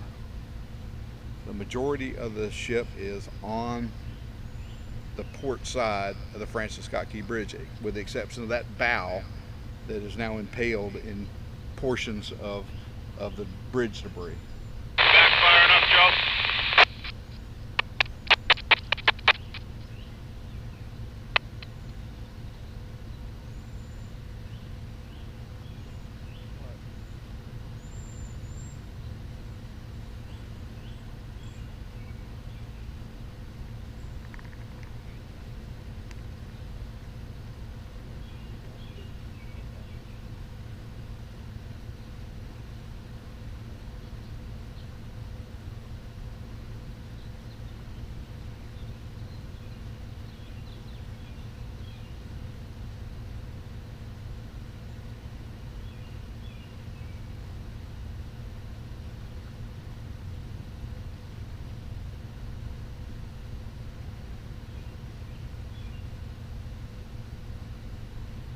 Yeah, they can't have the temporary channel opened while these operations are taking place. They just can't have that marine traffic moving through the channel at the time. That's why there's a special procedure for vessels that have to enter or leave the Port of Baltimore now, and all that has to be approved through the captain of the port, who is a U.S. Coast Guard officer, and they'll set a schedule, and that schedule is forwarded to the salvage teams, so they know that they'll block out a certain area, that they have to have that area opened, and that commercial traffic is going to come through. There are some other stipulations regarding the traversing the site, and the one is that they have to have a tugboat escort, and they are not allowing any of that commercial traffic to traverse. Yeah, it should. Yeah, that'd be good. Alright, that's off. We're just straighten up the gate main, and then I'll bring down the bow. They're not allowing commercial traffic to traverse the area if there are winds higher than 15 knots.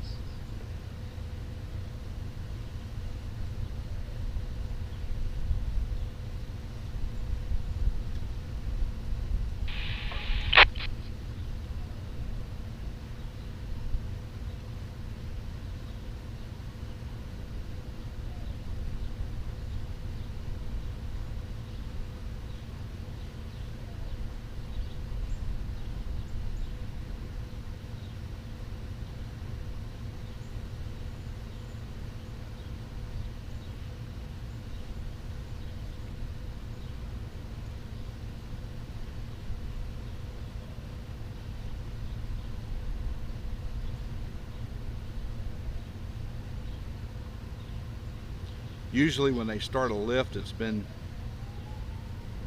interesting to hear the crane call out the weight that he has on his indicators in the crane. The last bit of debris that they brought up, we heard a call out of 225 tons. Just checking to make sure we're clear here, and then I think we'll be moving. Alright, I'll break down from here and head over that way.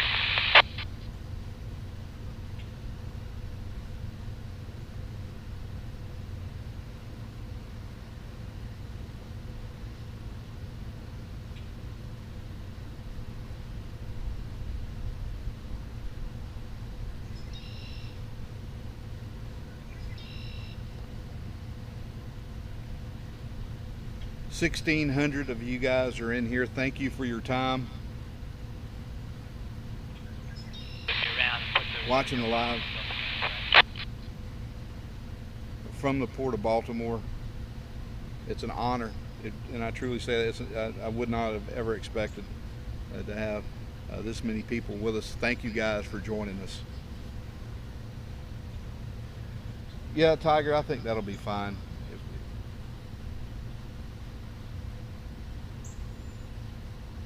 There seems to be some interest in that. Yeah, that's fine, Tiger.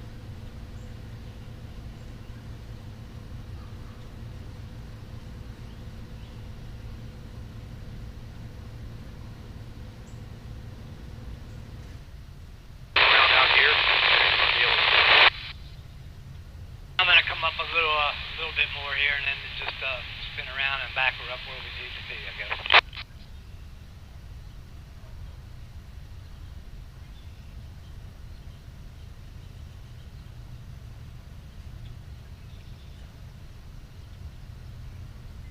Yeah, I think Tiger's just posted the PayPal information. You guys, thank you. If you guys really want to help, really appreciate the subscription. We're just trying to grow the channel, and that tells YouTube that you enjoy what we're doing and what we're able to bring you guys. It helps us out tremendously, and but thank you very much.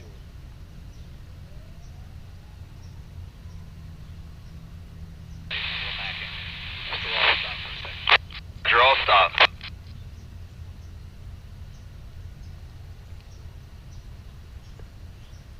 Yeah, right now on the camera, on the view that you guys are looking at right now, we are got a 655mm zoom lens, and we actually have a better camera than that. I just don't have live streaming capabilities yet off of that camera. I would love to be able to bring you guys the imagery that I am recording right now live. Run out and I'll get you two ahead. You guys are just going to have to wait for that until we load that this evening. But yeah, we would appreciate the subscriptions. Listen, it's not going to cost you a dime to subscribe to the channel. Find a way to subscribe to the channel. Down here enough. And also hit that like button for us. All right, yes, sir. Throw a couple lines down there.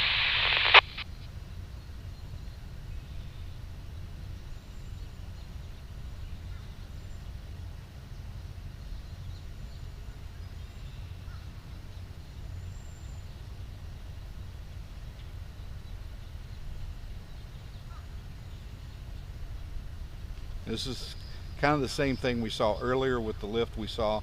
It takes a while when they start adding that tension. You can't just pull it up, guys. It is a very slow yet methodical process to make these lifts you're dealing with.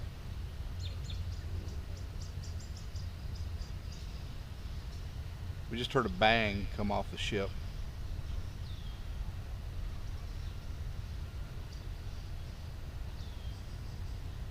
Or should I say over in that area. Not sure what that was. Occasionally we'll hear those.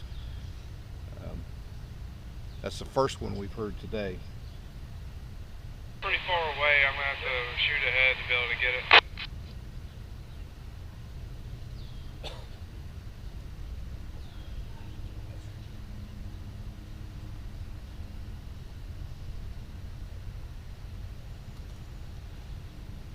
Throw these lines for us.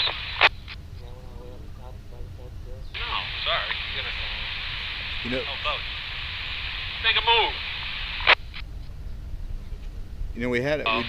Hold on. We did a video on the Chesapeake itself and how the ballast system works, how they have tanks on the stern of that bow or barge that they're able to flood, and they use that water as counterweight. So when they know what they're lifting, they'll trim that water that's in those tanks, so that when they're lifting on it, she's going to come up pretty level.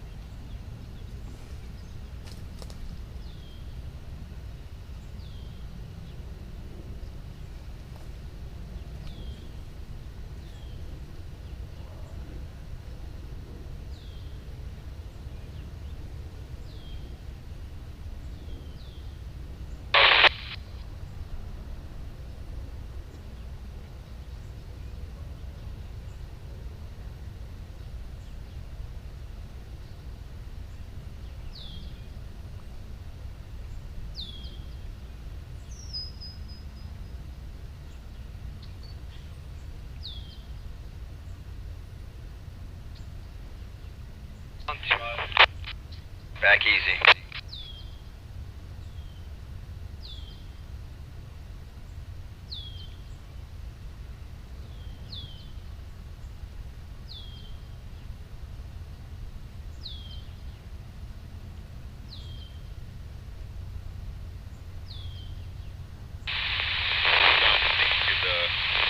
Slide me over to the depth here.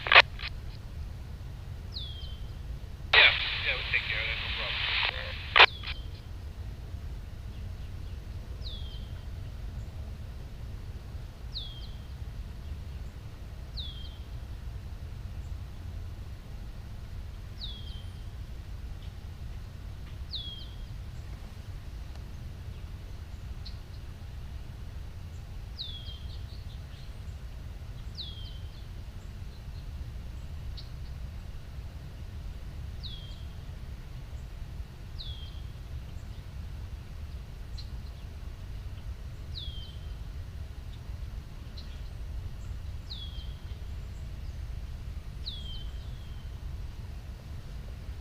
Thank you guys for being here with us.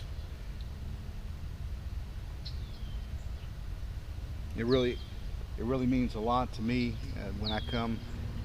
It's a big effort for me to get to Baltimore.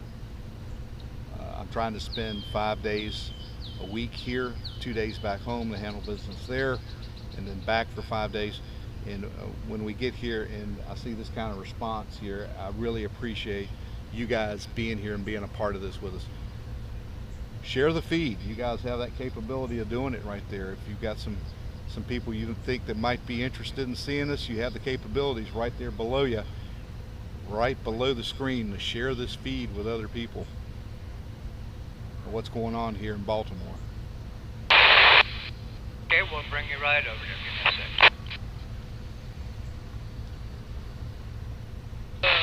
North Star 10, one ahead, easy. We get Get her stopped here. We keep getting inquiries one ahead, as easy. people dance in and out of the stream here. Ship's still here. There's the Dolly. She hadn't gone anywhere. She's still here in position. Our day right now is focused right here on the Chesapeake 1000 and that claw and the debris recovery that they have ongoing right now. We've already seen one lift today, and it looks like they're working on another one. We heard them the call to start up with the cable. Yeah, you're right. I probably should make sure those super chats are turned on. I was so guys, I really appreciate that offer to have the super chats. That's really not. It's not on my mind when I start these chats. My mind is focused on trying to be able to bring you guys the best possible images and audio that we possibly can.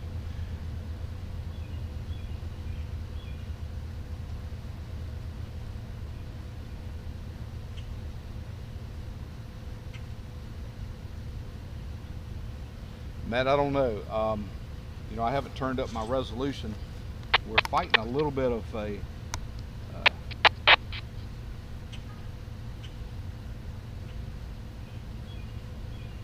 a little bit of some imagery issues going on here with self. So I haven't. No, it actually looks the focus looks pretty well the way we started this. Again, we are approximately 1.5 miles away from the site. Trying to bring you guys the best possible images we can. I gotta come back over there and move the Vicky over.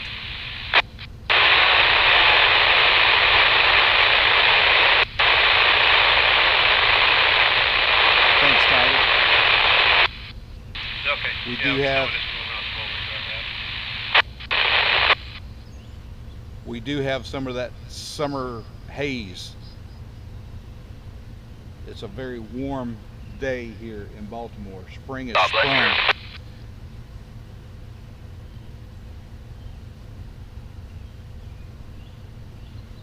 So we do have a bit of haze in the air. We will have better imagery up tonight when we edit this video off this telescopic camera for you guys.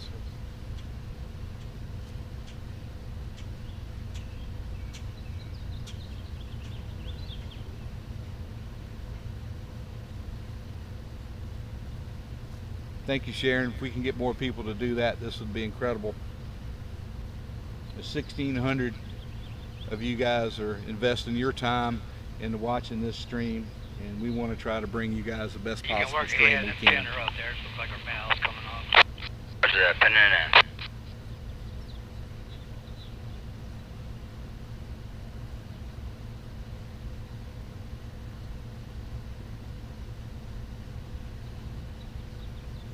I don't know that I have seen it over 2,000 a day. I think we have seen it that high before on some of our streams, but keep in mind this is a weekday.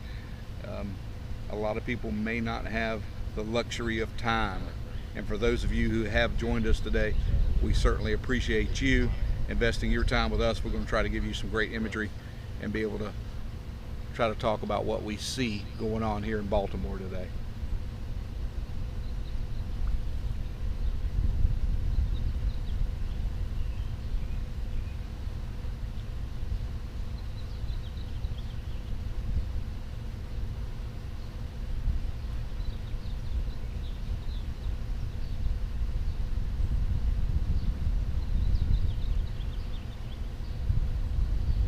Yeah, it looks like we definitely can see something going on over there. What you got there, bud? With the,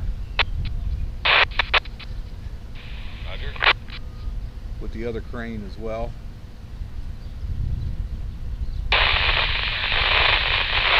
Okay, good deal.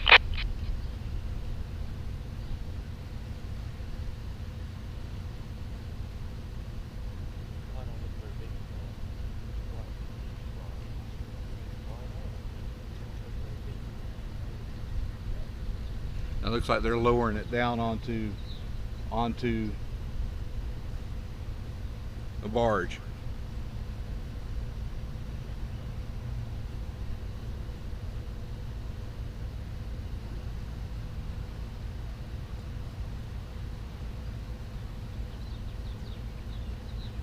I love this Minorcan Navy. I love what you guys can do or able to do here in the chat to help enhance this video, and I think it makes a much more educational experience when you guys are able to contribute what you do to the videos. And I certainly appreciate everything that this Minorcan Navy does.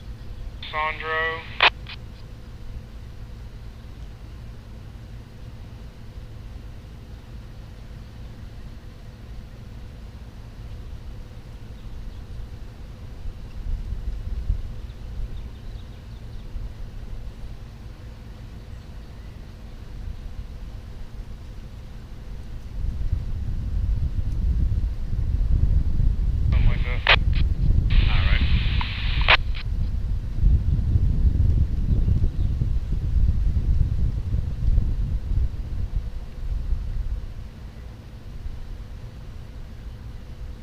Right now we're listening to VHF channel 6. Something like that, 24. Okay. With the lifting operations. There are a multitude of VHF channels that are being utilized, and we're scanning some of those. Some of the broadcasts that you're going to hear from the radio is not necessarily associated with the lift, but all these transmissions are coming from the site, if that makes sense to you guys.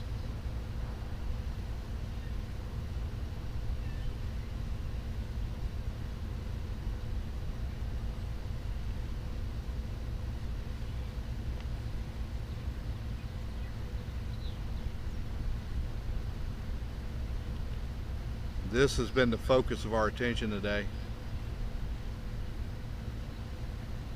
The tallest crane you see in the image there, that is the Chesapeake 1000. That is a Donjon asset capable of lifting 1,000 tons. She currently has been fitted with a 200-ton Alright, we should be out that mud. Yep, we're moving. a 200-ton hydraulic grapple they call the claw,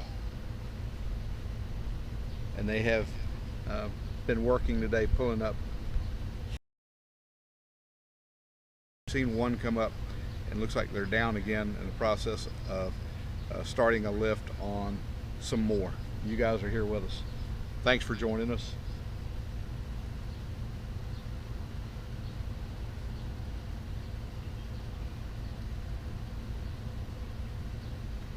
It is an honor to have you guys here with us.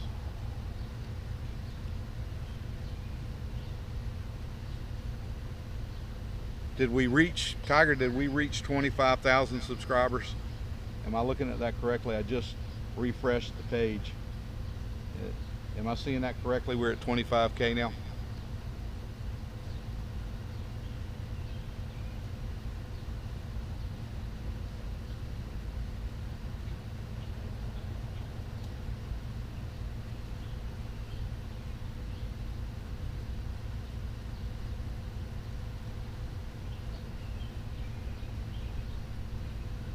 Thanks, Lawanda.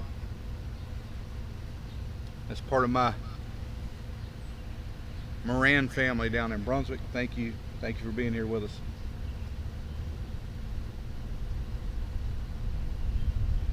Okay, 2470. I'm looking at 25K on mine.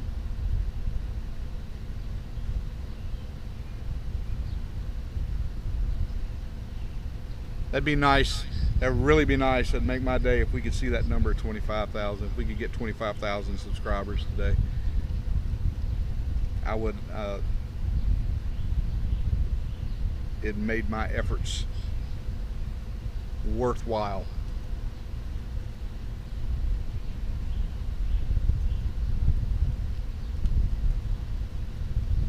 Oh, 25. Hey, and it looks like my good friend Alfred Montaner has joined the chat here. Alfred, good afternoon. Thanks for joining us here. We are live from Baltimore, where we're watching the Chesapeake 1000 fitted with that large grapple claw pulling up debris. We've seen it bring one load up, and they are now back down trying to get a hold of some more. Thanks for joining us, guys. If you're in this chat and watching it and you're not familiar with Alfred Montaner and the Chit Show out of Miami, you guys are going to want to check that out. Alfred has been like a mentor to me through my YouTube experience. He's kind of helped walk me through this entire thing. Incredible asset. Thank you, Alfred, for everything you do for my channel. But you guys, if you haven't done it and checked out the boat ramp stuff that goes on in Miami, and you need to spend a little time on Alfred's channel. It'll be worth the visit, and you guys will come away from that chuckling. It's a great time.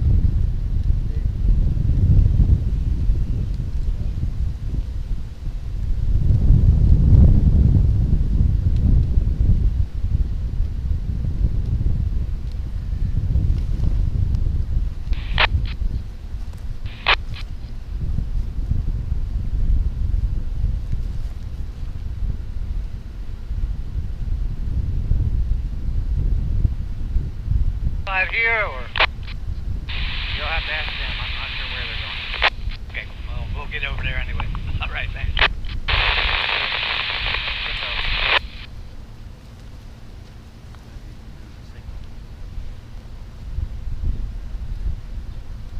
Guys, I hope I just hit the refresh on the focus. Now, keep in mind we are approximately 1.5 miles away from the wreck site and the collapse of the bridge, and we have quite a bit of haze in the air.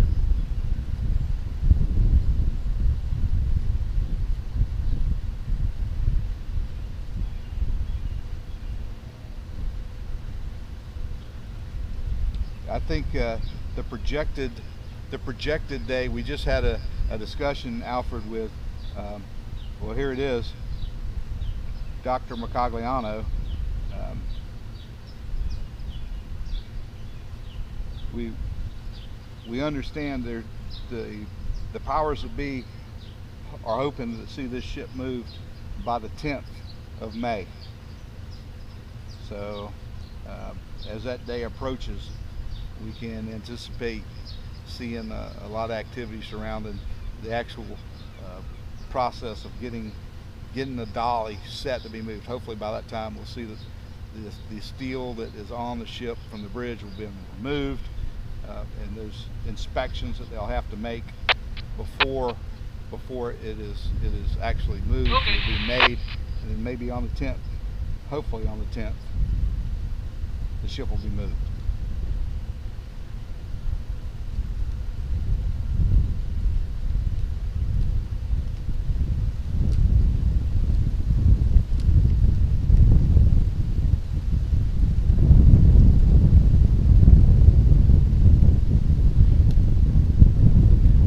I got to say thanks to my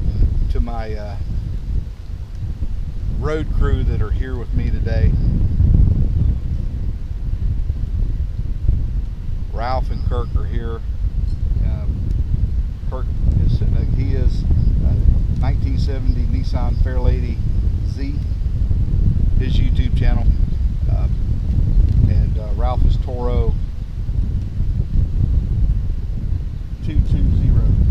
Those guys have been very gracious in hosting me throughout my entire Baltimore visit. Ralph is a longtime subscriber to the channel, going back to my Golden Ray days, and he has graciously hosted me into his home. He's helped us with the logistics of finding dockage for the Minorcan Mullet for the boat. I couldn't have asked for a better set of circumstances to be able to be here in Baltimore. I certainly appreciate everything they've done, and not to mention we were up this morning at 7 o'clock having breakfast, getting equipment ready, loaded up to get it transported over here to the Dundalk area in Baltimore and get everything set up to bring you this live. Thanks guys. Again, couldn't do it without you guys.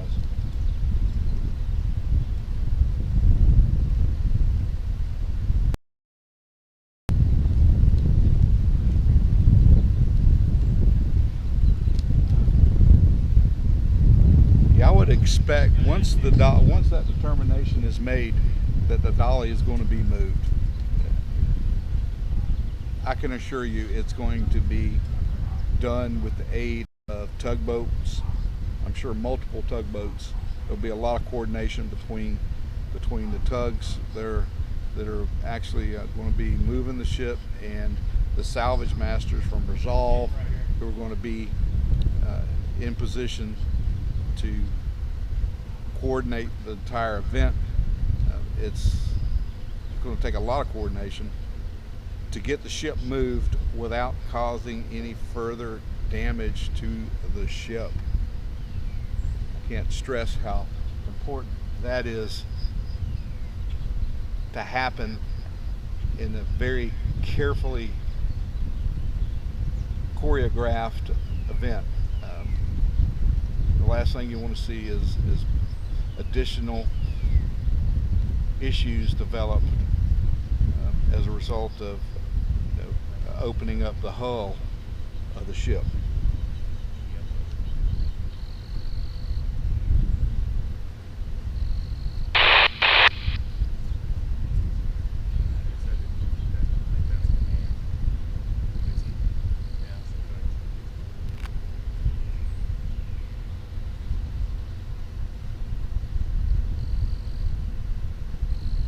And it looks to me this time, I can't even see the block on the Chesapeake this time. Like, they have really lowered it down pretty deep this time on this lift, and what they have going on here.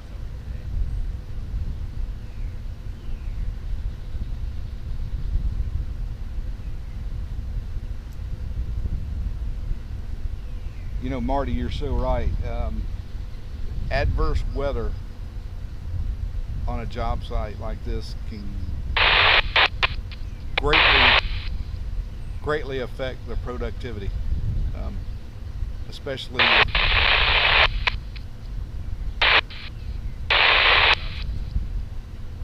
especially if that weather causes a delay in crane operations, and also the chance of thunderstorms. You know, you don't want to have the guys out exposed in those kind of hazards. So that could very well affect the timing, and adverse weather will undoubtedly affect productivity. So any weather that moves in, let's hope that it is light and moves out quickly. North Star 10, Don. Pretty good, bud. Man, any idea where we're taking this barge? Nah, man, I don't think anybody does. Okay. Alright, I guess we're about. They told this morning, but, you know, it changes 100 times, that we were going to go over to the port bow and help them do cuts with the man basket. So that would be my first guess, but I don't know. Okay. Alright, see if I can find something out here. And just like that guys, you hear that last transmission. This is a very fluid situation. The process is constantly evolving, and you can hear that just from that exchange with those tugs right there.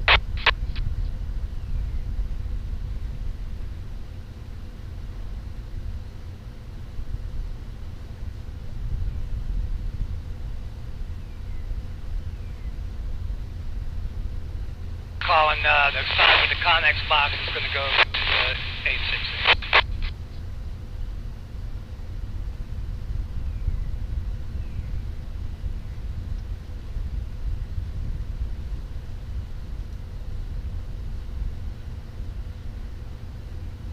That Connex box break down the center, so we'll just push. You can make up on the stern if you want, push gear, whatever you feel. On the back side of the crane, where the orange box is, you can make up there, however you want to do it, and then just push it straight into the bridge. Yeah, doing the hipping is easier for us, so just got to figure it what they call them, starboard side. We'll make up right here where I am. This is the port side. I'll make up on the bow, and you can make up here too. Okay, that's what we'll do. And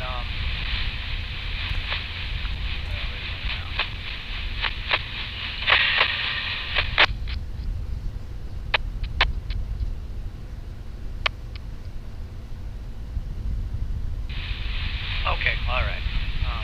So I'll make up on the barge's port side and land it up against the 866.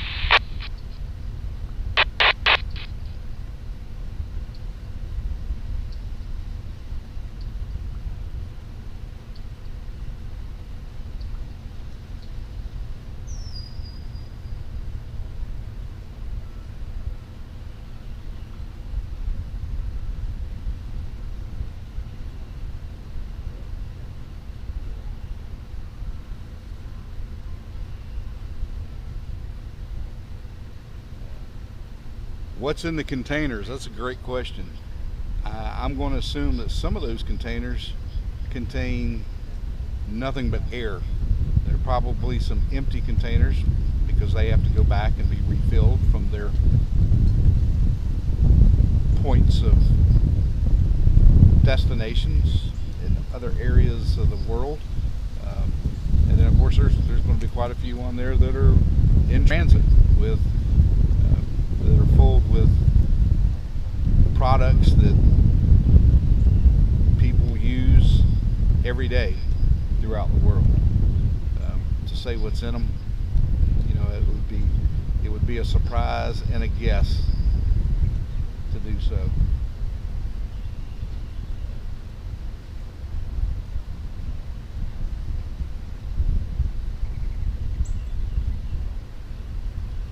You know, usually when we get our videos out, we will start editing after we break down and get back to the studio, and it takes a little while to do that, and then to load, especially a 4K video, which we're hoping that these images that will be produced on the telescopic camera will be in 4K, It takes a little bit longer, a lot more data to process.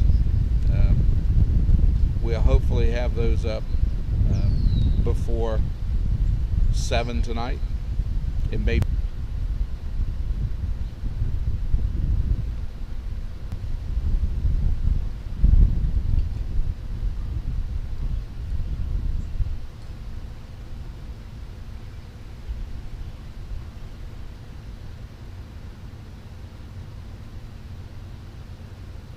Yeah, AR-15, yeah, appreciate that. Yeah, I do have a Starlink. I'll be happy to drop my address. You guys want to send me one? That would be amazing. If you guys could include a year subscription to that as well, that would even be better. Thanks for the tip, and appreciate it.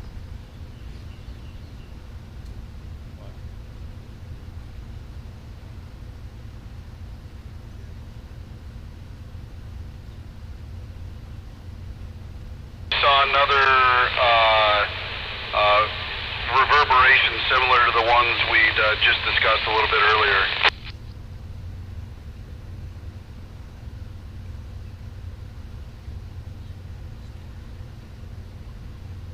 Have we gotten to 1,000 likes here in the stream today? Let's see. We have. Oh, we do. Guys, thank you so much. We've got 1,000 likes. And we've reached 25,000 subscribers. Thank you guys so much. Okay. I said I'll spin towards Henry and we'll idle just kind of against each other. Idling towards the Mac Pier.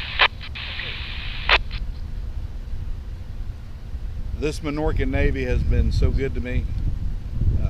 I thank each and every one of you for the contributions you make to the channel. Some of you, it's simply being a loyal viewer and watching and encouraging us through our comments, through your comments onto the videos. Thank you guys again so much. This would not be something I was involved with if I didn't know it was appreciated. And I thank you guys for every comment you give and every bit of encouragement you give me. It goes a long way.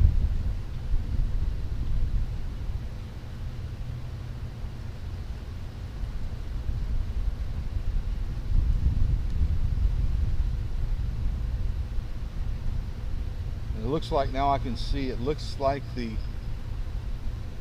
Chesapeake has been cabling up.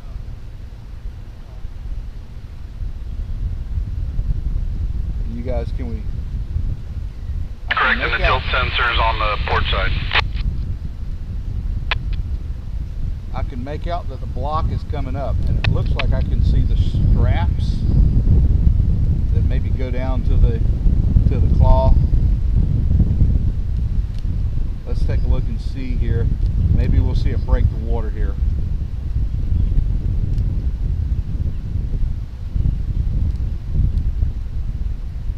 Yeah, it's growing in weight again, so must be getting into a wire or something. It was light. There it goes.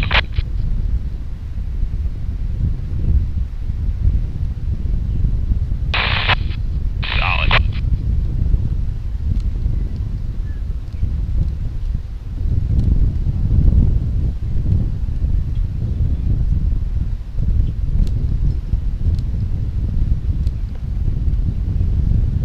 Definitely coming up, guys. It looks like we can almost see the top of the claw now, starting to break the water. Alright, we'll go ahead and we'll pull the first bud whenever you're ready. Okay, yep, come on up with it, we're ready. Are you guys able to see this? Are you guys getting this imagery? Can you guys see that? The claw coming up out of the water there.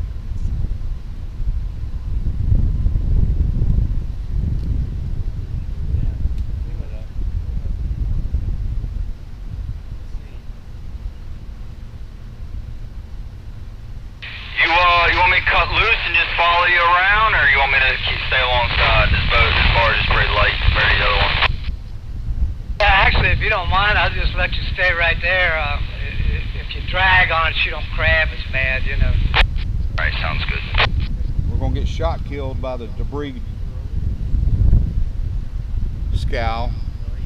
Let's get that one on out of the way there. There, yeah, perfect.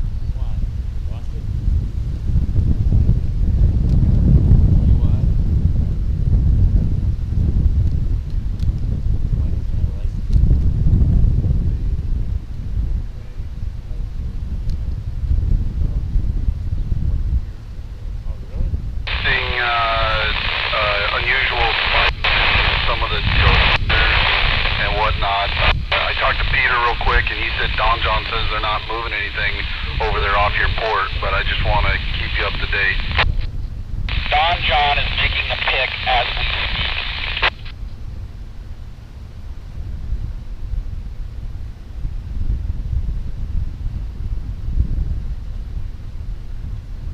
speak. $2,000 of you guys here watching. We're live from Baltimore, where whether that steel's, you know, attached to our structure or not.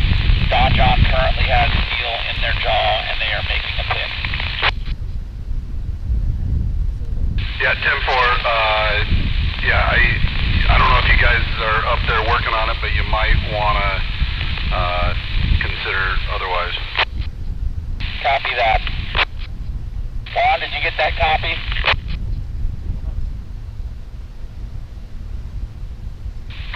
Yes, we're gonna stand down. Yeah, come down.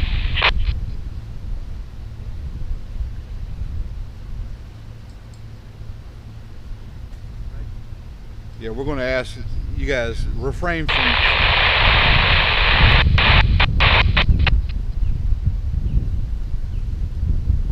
your political comments here. This isn't a forum for that. We're here watching live from the John, Baltimore make a pick. port. And you can hear from the radio traffic. They have a large piece of steel in the jaws of the claw in Gus.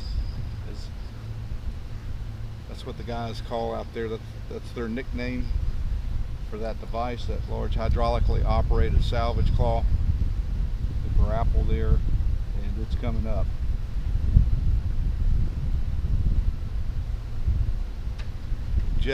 I can just start to see it kind of break in the water now.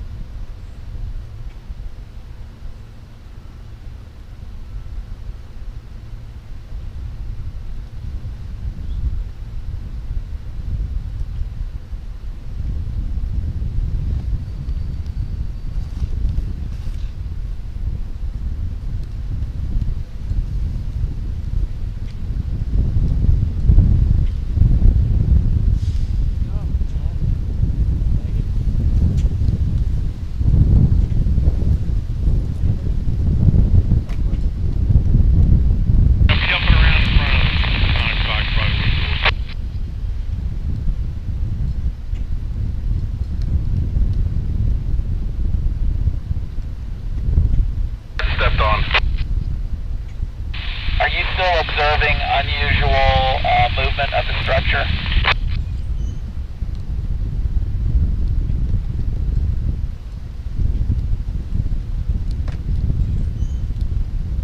Oh, it's coming up. On the starboard side of the ship. Yeah, roger.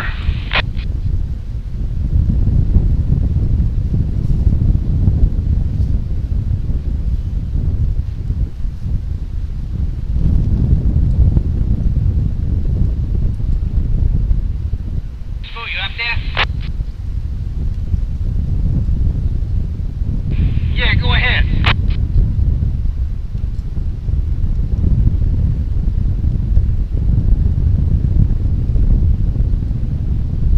Guys, let me tell you, we are down to 5% on this camera.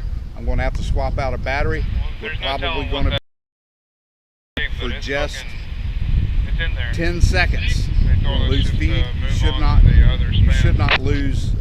Okay, you ready to move? The image should not go away from the actual stream. We're going to maintain the stream, but we are going to have to change the battery here on the big camera.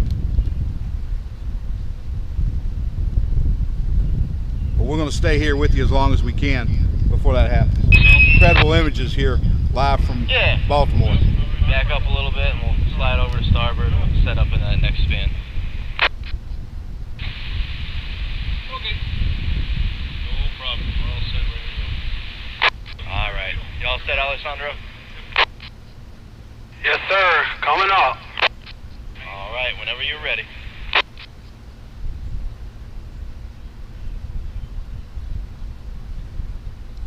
You know, Joe, I think if you're watching on a TV, there you have an option there that you can expand out the image and take the chats away on your end. You guys can control that.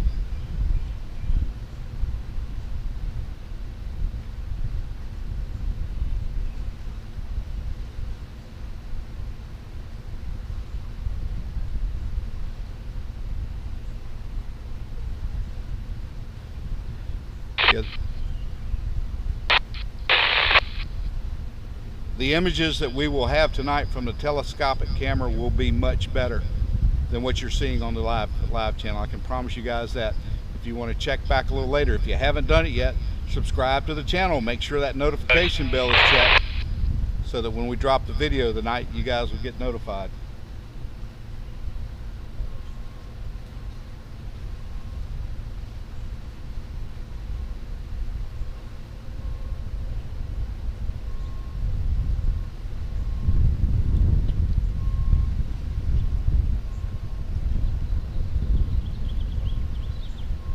The afternoon breeze has picked up here in Baltimore. When we first got out here, it was very still and very warm. But we are starting to get a little breeze blowing.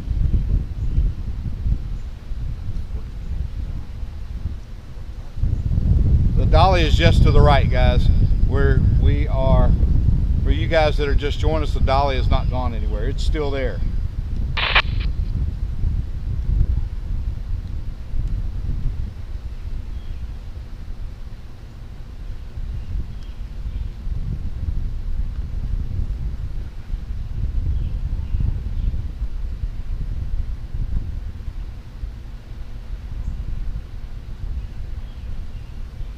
Maybe that's a better image for you guys. Stop, I gotta come up higher? Yeah, everybody cleared it. For everybody that's just tuning in, maybe not aware, yeah, the Dolly is still here. You want me to put the brakes on, Bill?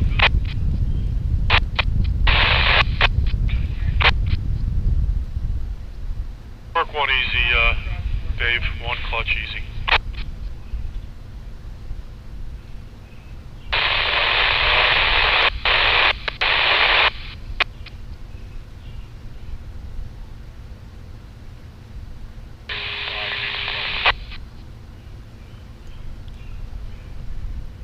I did not hear a call out on this lift like we did the last one. I didn't hear a call out for how much they had in the pig.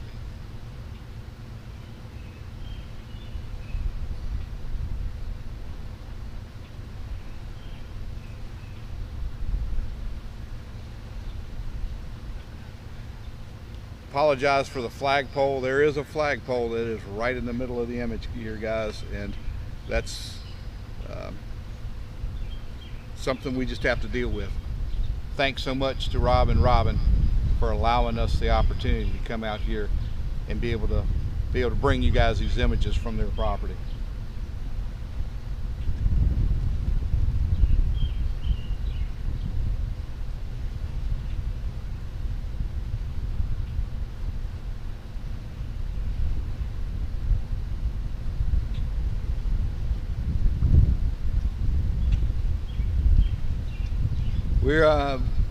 We got our 655 millimeter lens on.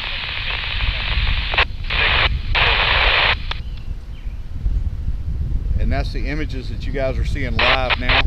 We will have better imagery later when we upload video from the telescopic camera.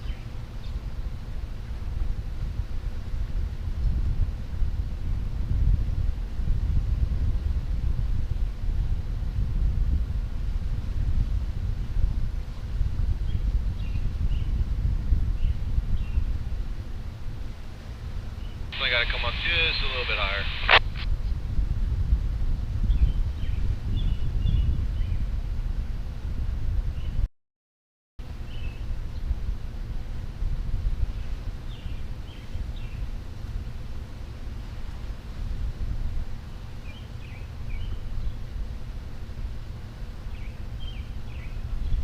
So if you guys are just joining us here, this is the second lift we've seen from the Chesapeake with that 200-ton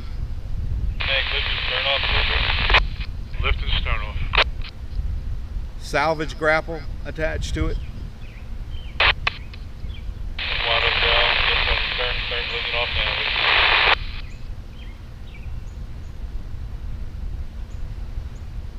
This is the second one we've witnessed here today since we've been live here on the stream.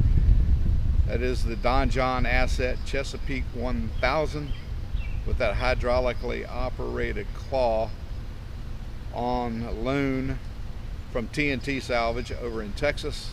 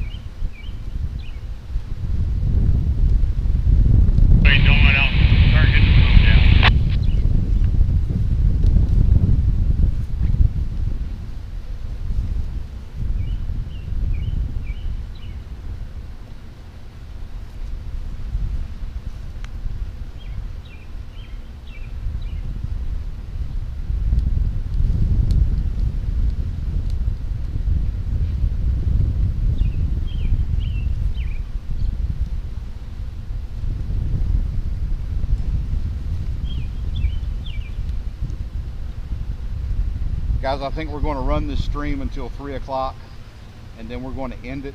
We got to get back and start doing some editing on the other camera, on the images we've captured there. I would like to say thanks to the moderators that have been here today. You guys are fantastic. Thank you for being such a huge part of the Minorcan Navy. You guys that are in here, if you haven't done it yet, subscribe to the channel. You're the beast. That's all I'm looking for out of this channel, is for you guys to subscribe. Let me know what you like. I enjoy seeing the comments in the videos.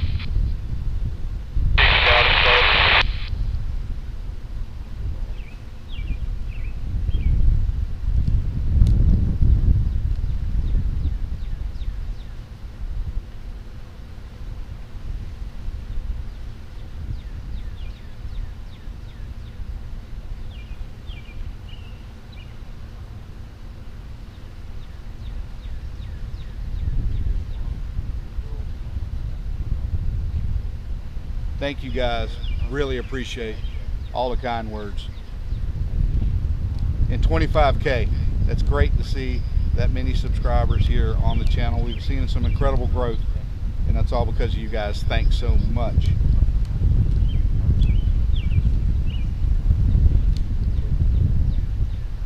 We're going to go to 3 o'clock here, and then we are going to close out from the live stream.